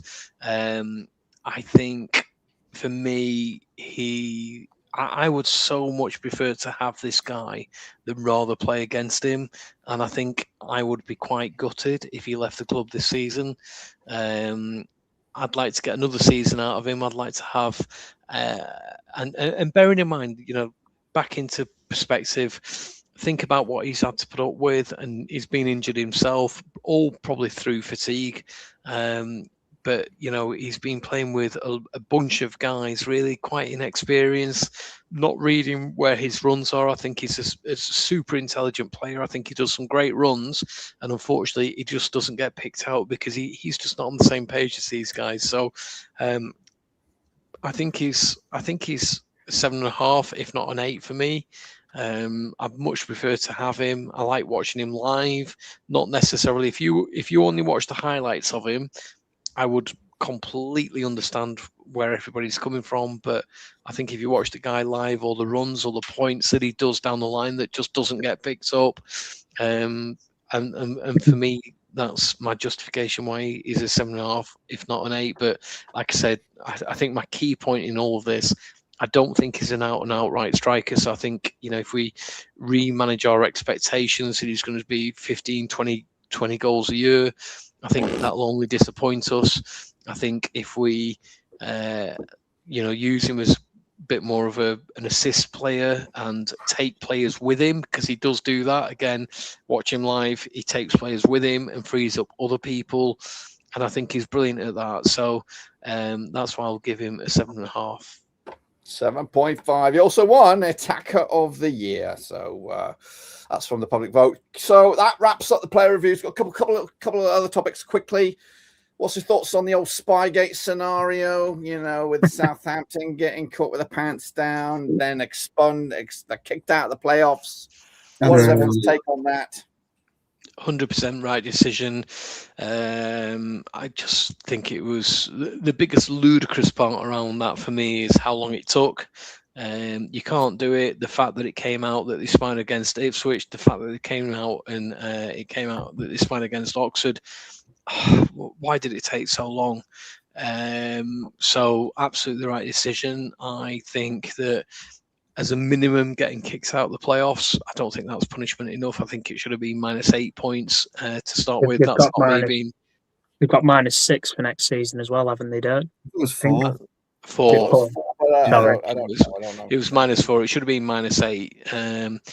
And I think it's quite disgusting. I think Leeds kind of set the precedence not that long ago, and know that it was completely unacceptable. So there's no excuses in my eyes why Southampton did it. I'd be embarrassed if I was associated with Southampton. Not the supporters. I feel sorry for those guys. I feel sorry for, you could argue, anybody else associated with it. People will have lost a hell of a lot of money with non-cancelable hotels at Wembley and things like that. But whoever sanctioned that is, they should be potted if they haven't already been potted, because that's just absolutely wrong. Yeah. Just a quick one from me on that. I'm not disagreeing with it. I do think it was a very aggressive stance, which you need to some degree, regarding, but for me, it's like, as much as yes, they're in the wrong, but how many of the clubs do you think are doing it and getting away with it? Is my thing. If Rovers came out and said, "Oh, we've been doing it," what's the stance then, and how do you manage it? Because I'm sure Southampton they are not definitely the only club have not attempted this and not got away with it. We know Leeds did, but what other clubs have and got away with it? Is my question. I think that's why they've made an example out of them, isn't it, Denver? Yeah. And it's very harsh when you kind of compare it to Leeds.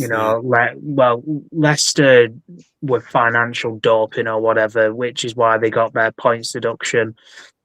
Is there a thing of you would say there's more of an advantage by cheating with money than there is spying on your opposition? How much can you actually gain from spying on your opposition? But ultimately, you can't deduct points, obviously, when it's the playoffs. So it was either a case of they let them play it or they don't. And, if you've been cheating, you've been cheating. If it's even if it's a small advantage or whatever, it's still cheating at the end of the day. And there's all this bollocks about the manager didn't realise it was because he was coming from the German league, and apparently it was fine there or something. But no, apparently, the members of staff that were being sent up to Middlesbrough and whatnot were saying, "Look, this is wrong. We shouldn't be doing this." And they were told, "Well, you got to do it, else you're getting fired," sort of thing. So, it's completely wrong. Once they get the pants pulled down, they won't they? I'm sure. You know what I mean? It's one of them. We'll go and do it, and then it's like, oh, we thought it wasn't good,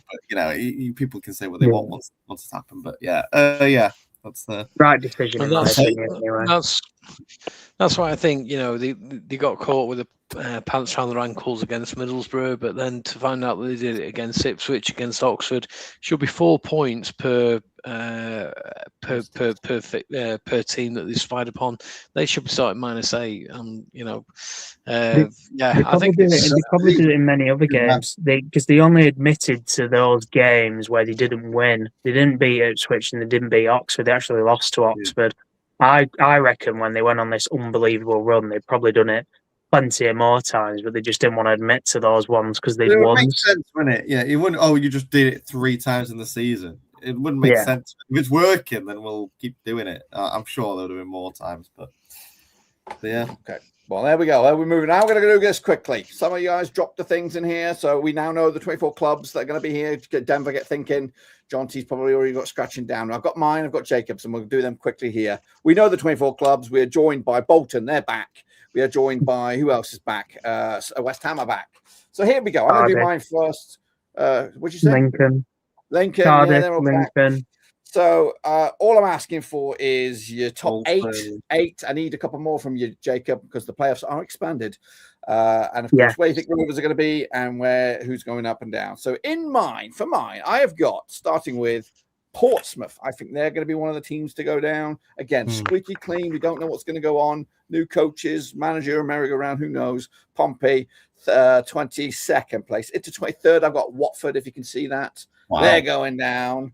And Charlton Athletic. That's what I've got. Moving up the table, we've got Blackburn Rovers. I'm going for it. 8th place. We're going to do it. We are going to squeak that last playoff. I believe. I've never believed. No, I don't. I'm a bit rusty. I actually made that 8th with Michael O'Neill in my brain, but I'm going to stick to it. Anyway, they're going to. I'm hoping they squeak that last playoff. I've joined by Derby County. I have Wrexham in there. I have Burnley. I have Southampton. And I have Sheffield United. In the top 2, I have West Ham United. And I have Norwich City going up. So no I'm going to do Borough. Huh? No Borough. No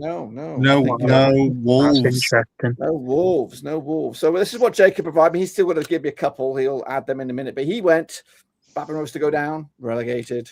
He's got Charlton also going down. He's got Wolves. Wow, that's a statement and a half. I know. Yeah.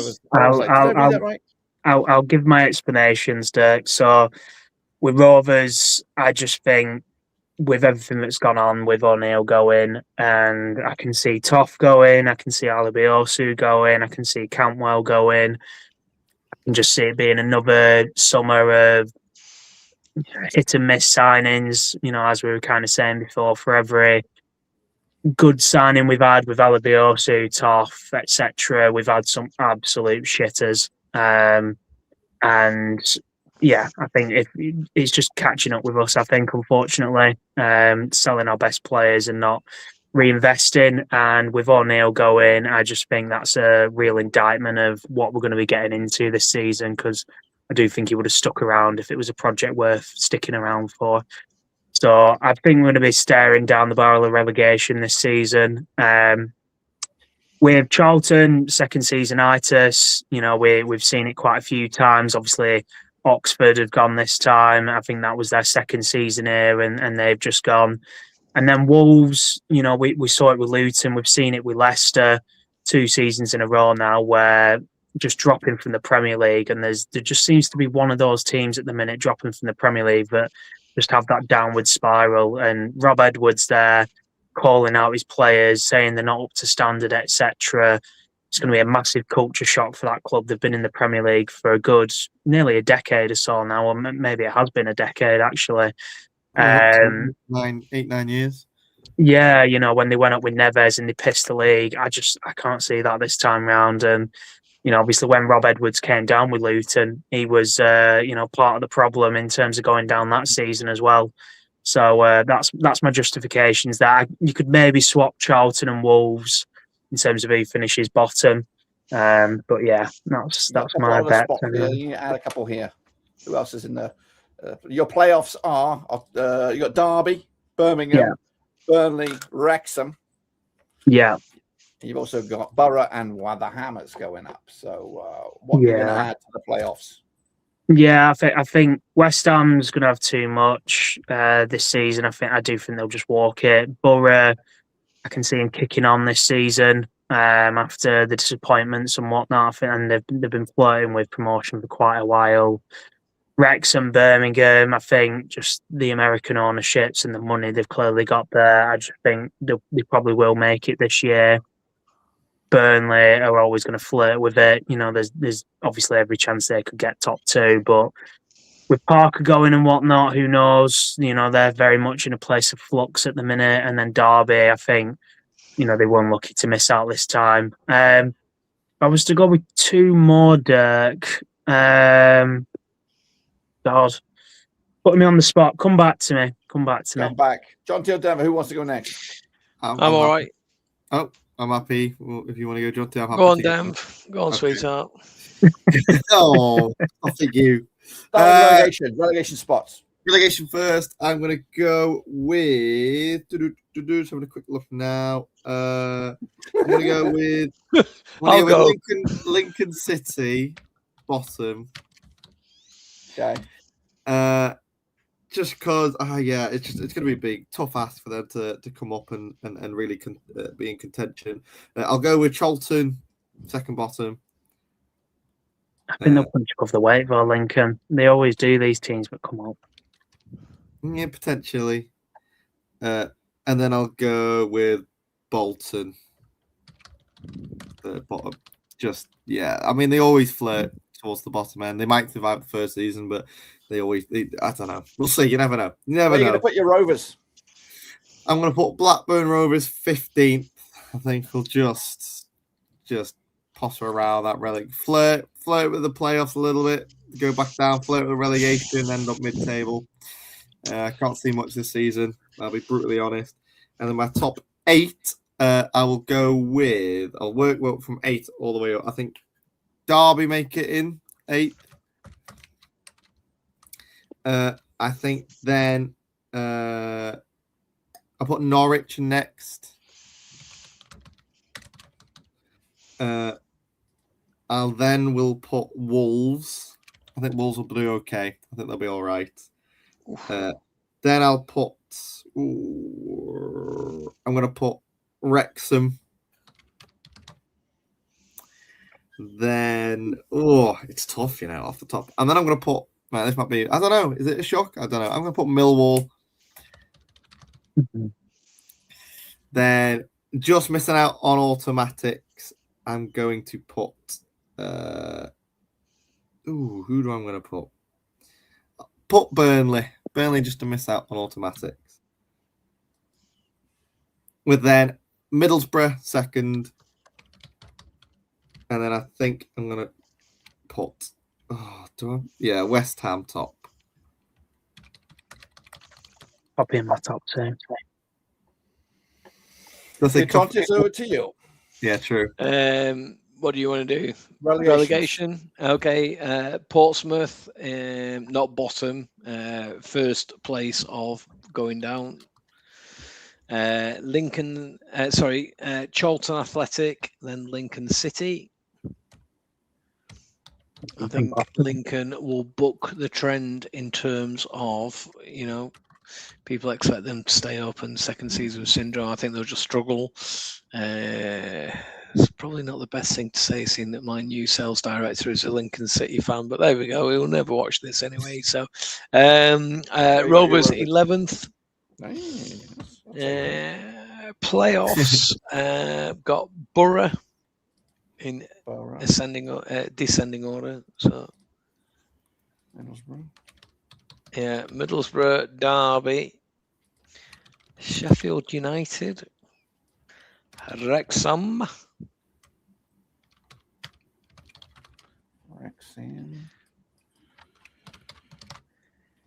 Knickers off ready when I come home. Norwich. Norwich. Okay. Knickers, but with an N. Knickers. That's how you spell Norwich. Knickers off ready when I come home. And then Burnley. Just put 6 finger freaks. Will be fine.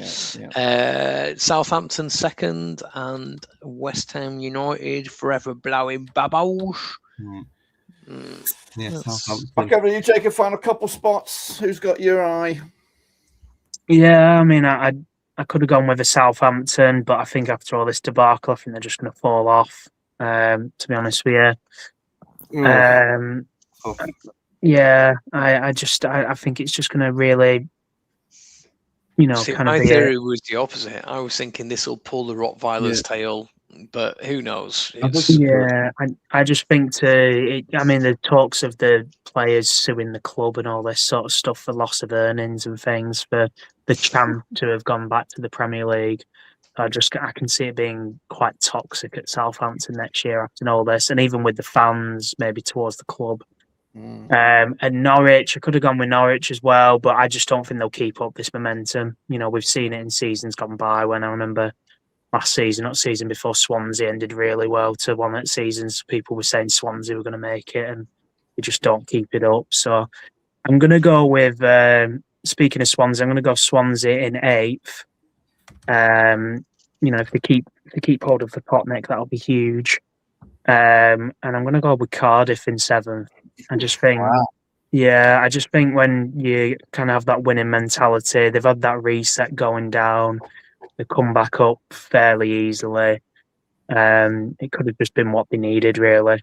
But yeah, I do think Lincoln, personally, I think there's just always that underdog team that comes up and they pull the socks up. Every game's a cup final, and I do think they'll stay up.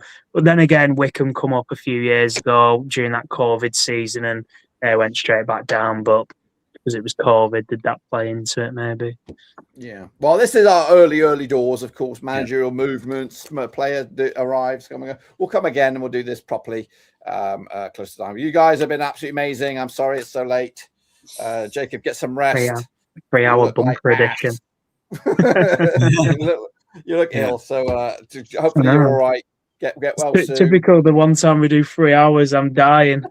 I've got work at 5 as well. So hey, and it has been well overdue. So without that, I'm going to end it right there. Everyone's been amazing. Get some rest. I apologize, but you guys have been fantastic. Everyone else watching, thank you very much. We'll catch you all later. I'm going to get out of here. Chop, chop, chops. You guys are fantastic, and we are done. And I am also going to let